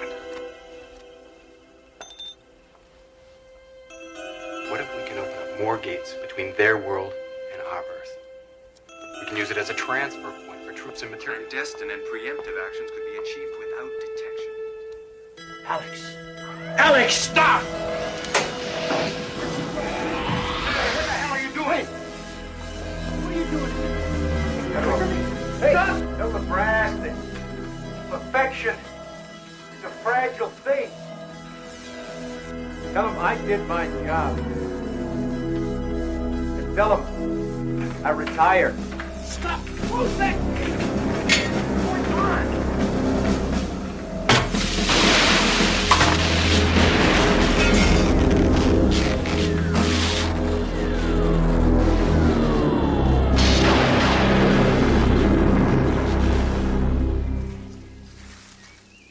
Are you sure they won't build another? It's a freak combination in the first place. If the gate were still there for them to study, maybe they could duplicate it. But it's gone permanently.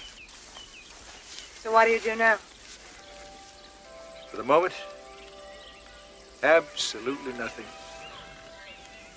Major Alexander McAndrews, retired, who learned that there is a better world and that sometimes heaven is a place better left untouched by human hands. There may be one more commendation yet to come for the Major, one that says, for services rendered in the Twilight Zone.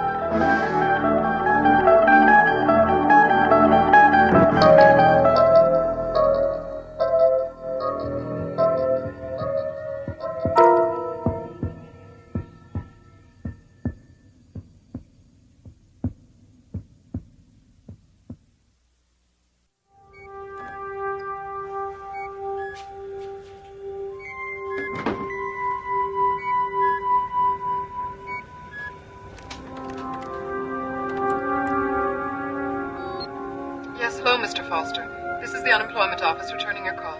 I'm sorry, but your benefits as of the 2nd, 17th, 99 have expired. You can reach me at the usual number, but I'm afraid there's really nothing I can do.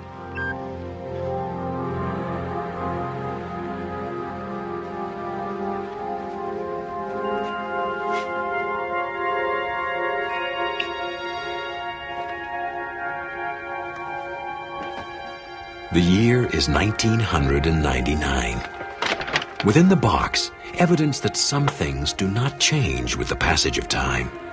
Its contents, the collected debris of a shattered life, now valuable only for the dimes and nickels they can solicit from a third party. A familiar process, and a familiar long walk that is about to lead into the unfamiliar terrain of the Twilight Zone.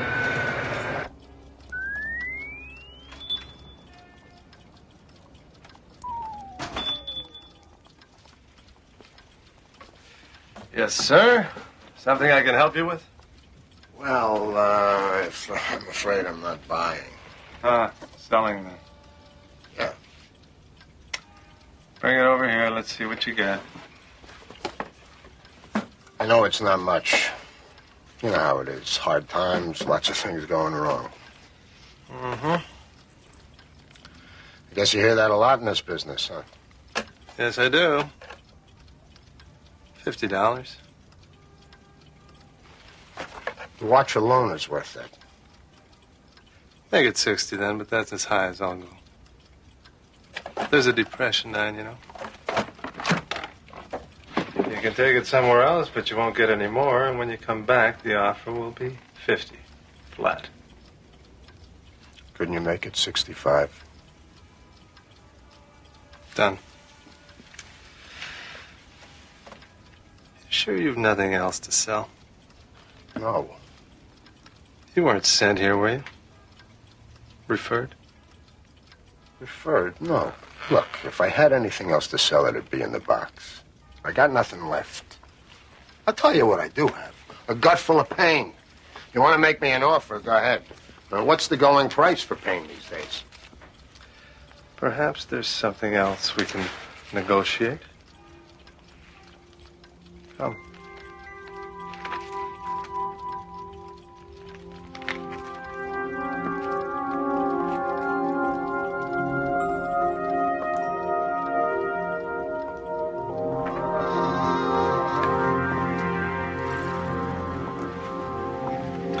You're familiar, I trust, with memory dipping? Only what I read in the papers. Seems to be the big trend these days, renting people's memories. Yes, it's become quite popular among those able to afford it. The usual practice is to scan a subject's memories and copy them onto a computer chip. You can take a skier, copy his memory of his best race, and by plugging into that, you can experience what he felt. His feelings, his thoughts, the way the snow felt under his skis, the roar of the crowd at the finish line. A fascinating concept, is it not, Mr. Foster? Mr. Foster. Unfortunately, copied memories are not as vivid as some might like. It's like seeing a video that's been dubbed too many times. The color is washed out. The experience less than 100% real. So, a market has developed for connoisseurs looking to sample a far more intense experience. For that, they require not dubbing, but direct transference. We go in electronically and slice away memories. A minute, an hour, a year. We can remove these memories and store them for use by others. And the experience is quite painless, of course. And illegal. Eminently. And the wonder of it all is the product is not a distortion of reality. It is reality distilled. For those who buy, the risk is quite worthwhile. As for those who sell, the rewards are quite reasonable. How much would I get? Depends on what we can find. I've never really done anything special. Unnecessary. Look at the soap operas, Mr. Foster. No alien invasions, no vast sagas. But they know the value of voyeurism. And so do I.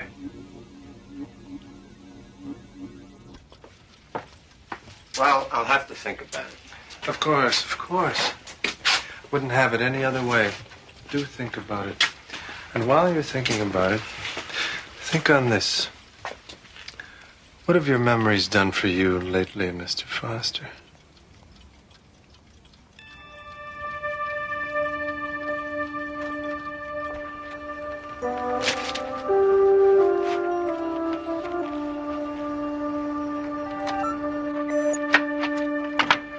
Third reminder, Foster. In case you've forgotten, the rent's due the 1st of every month. Today is the 6th. Either I get the rent from you by tomorrow, or I'm throwing you out. Am I clear? Have a nice day.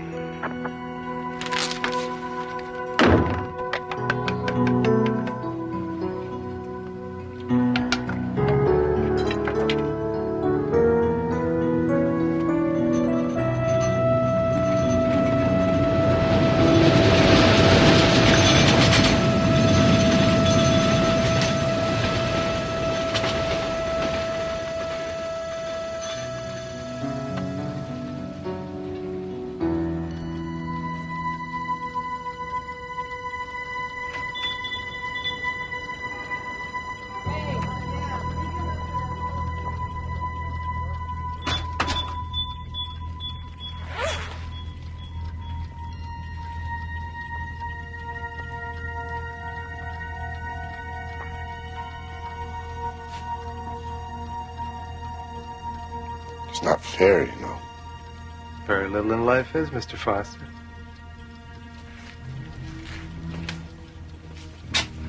I've just had a very good offer from a fellow who collects high school graduations.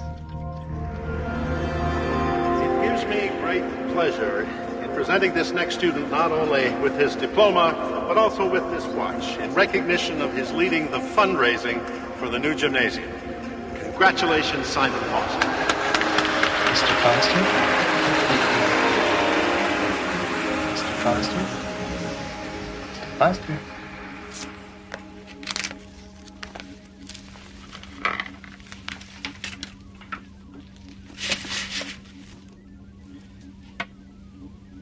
Here, drink this.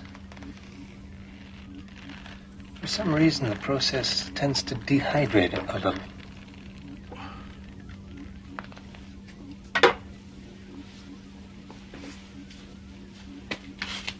A perfect transfer? How do you feel? I don't feel any different. Of course not.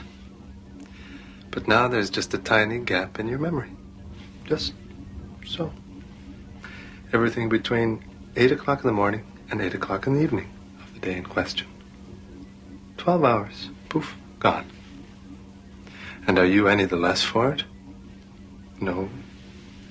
In fact, I would dare say you are quite the richer for it. Well, good doing business with you, Mr. Foster. Next time... No, there's not going to be next time. I just needed enough to get ahead a little, that's all. Thank you for your help. As you say, but if you should ever change your mind...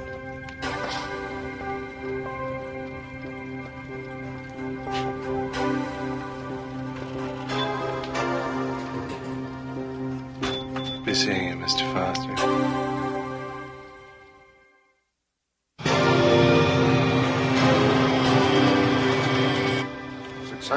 620, 625. Thank you. Now, if you don't mind. Next month, too. New policy. Got a lot of transients coming through here. Owner says we have to have an extra month's rent. Can't do that. Look, I tell you what. Why don't you go running off to the Housing Commission and tell them all about it? And maybe when you get back, you'll find your apartment rented. One of those clerical errors you hear so much about.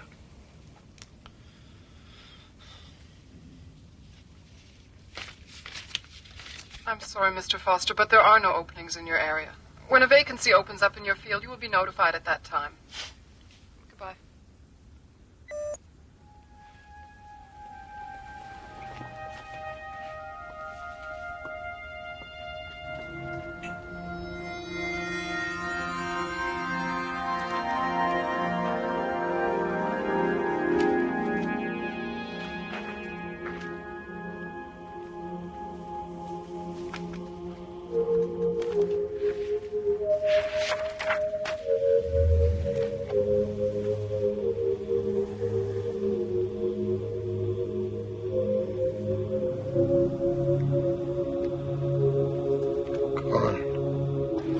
You're in luck, Mr. Foster. I just got a call from someone interested in buying birthdays.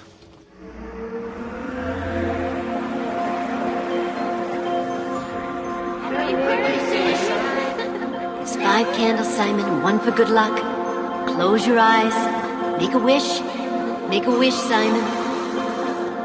Blow out the candles. Good boy. Happy birthday, Simon.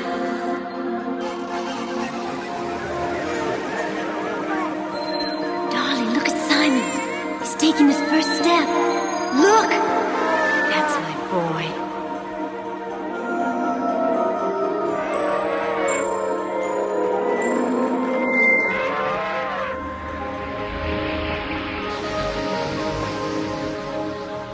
Just wanted to say, you're a great dancer. Thank you. It was very nice.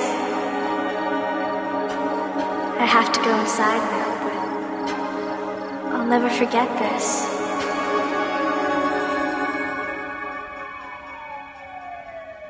Punctual, Mr. Foster. Very good. We have a job in the repair field which your record indicates you're perfect for. We just have to ask you a few questions. Strictly formality, you understand. What high school did you graduate? Cliffordville High, in Madison. With 2 years of junior college. What was your major? I think it was... Your resume lists engineering. That's it. If you could just give me a minute, I think that I have some records around here somewhere. I'm sorry, but we are pressed for time, Mr. Foster. If you're not ready for this interview, you should have... No, I'm ready. Sorry. Go on. Please describe your training in that field during your college experience. Well,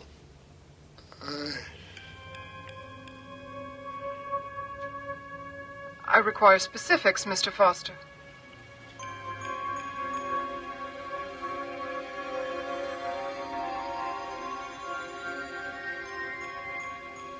I'm sorry, Mr. Foster, but if you're not going to cooperate...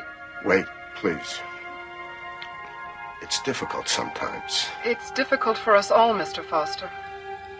The unemployment rate is 32% as of this Monday, and there are many applicants who are looking for this job. Wait, please. If you just give me a chance. Please resubmit your application to Central Processing. Good day, Mr. Foster. You can't do this to me! Come back here! Come back, damn you!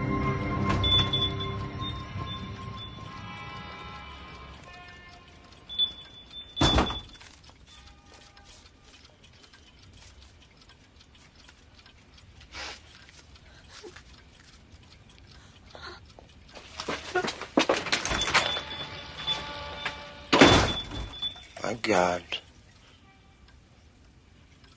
How many? How many others? I run a business, Mr. Foster.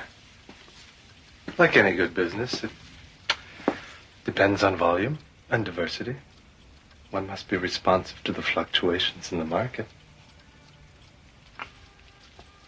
Oh, save me your grand gestures. You're not going anywhere. Even if you leave, you'll be back. Your kind always comes back. We come back because bread is $5 a loaf and meat you can't even buy unless it's on the black market. I look around, the only person I see eating is you. I pay you a fair price for what you have to sell. It's not enough! You say this minute is worth a nickel, an hour, maybe $1. 5 if something interesting's going on? What gives you the right to put a price tag on my life? I didn't. You did.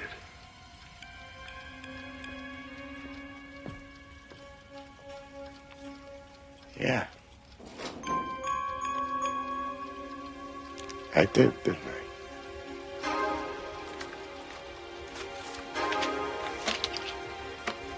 So what'll it be today, Mr. Quint?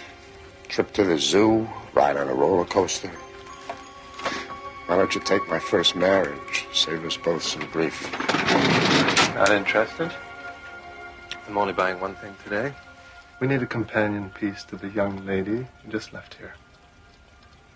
We want to buy the first time you made love.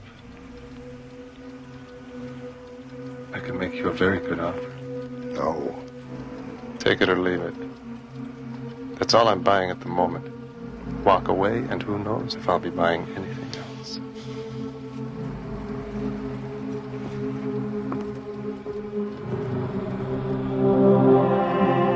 Tell me.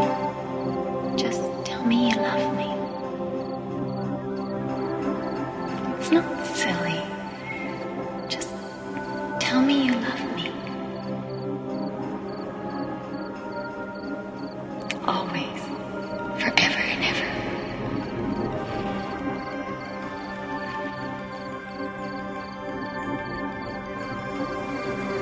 That will be all?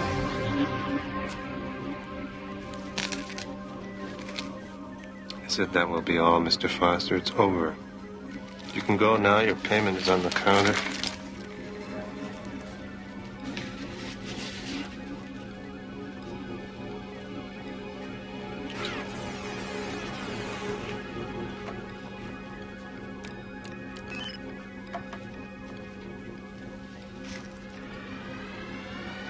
She's in here, isn't she?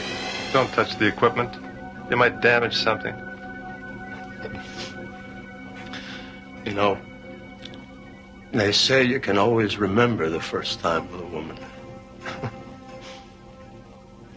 I guess now I'm the exception to that rule. Very good. Now, if you'll please just... I want her back. I changed my mind. Just take your money and go. I want her back. I want her back in my head where she belongs. I want my life back. You've got my life. I want it back. You give me my life back. Yeah, I want my life back, damn you. I haven't got it. I sold it. Don't you understand? It's not here. Then get it. I can't. Well, I suggest you try, because right now I don't have anything much to lose. I want a life. I want to be whole again. Now! There is a way. But it's not perfect. Well, like you said, Mr. Quint, what in life is...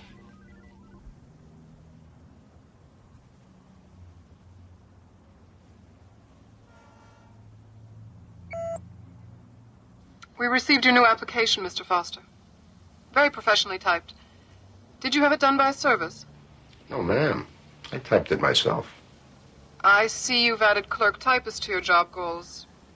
And a number of other occupations. Where exactly did you learn to type? I had 3 years of typing at Sorworth College. It's all on the resume. But Sorworth was a women-only college at that time. How do you explain this? I graduated college on June 12th, on the year shown. And then I graduated college again on July 1st of the following year. I attended and graduated Lenox High School, also Chula Vista High School. Mr. Foster. That was shortly after my return from London. Did I tell you I have 2 children? I remember when they were born. It was such a moving time for me, being an only child. I remember my 5th birthday. My brother and my sister helped make the decorations. Mr. Foster. But, of course, the credentials are what's at issue here. I should also mention that my German is quite fluent. I spent most of the last year in Vienna, and I worked as a translator and a secretary and a bus driver. And I interned at the Institut de Neurologica. Prior to that... Exit Simon Foster. A patchwork collection of lost dreams held together by the stolen memories of strangers. A man who discovered that we truly are the sum of our parts. Mr. Simon Foster, a very special resident of the Twilight Zone. Those were such wonderful times. I remember them so well.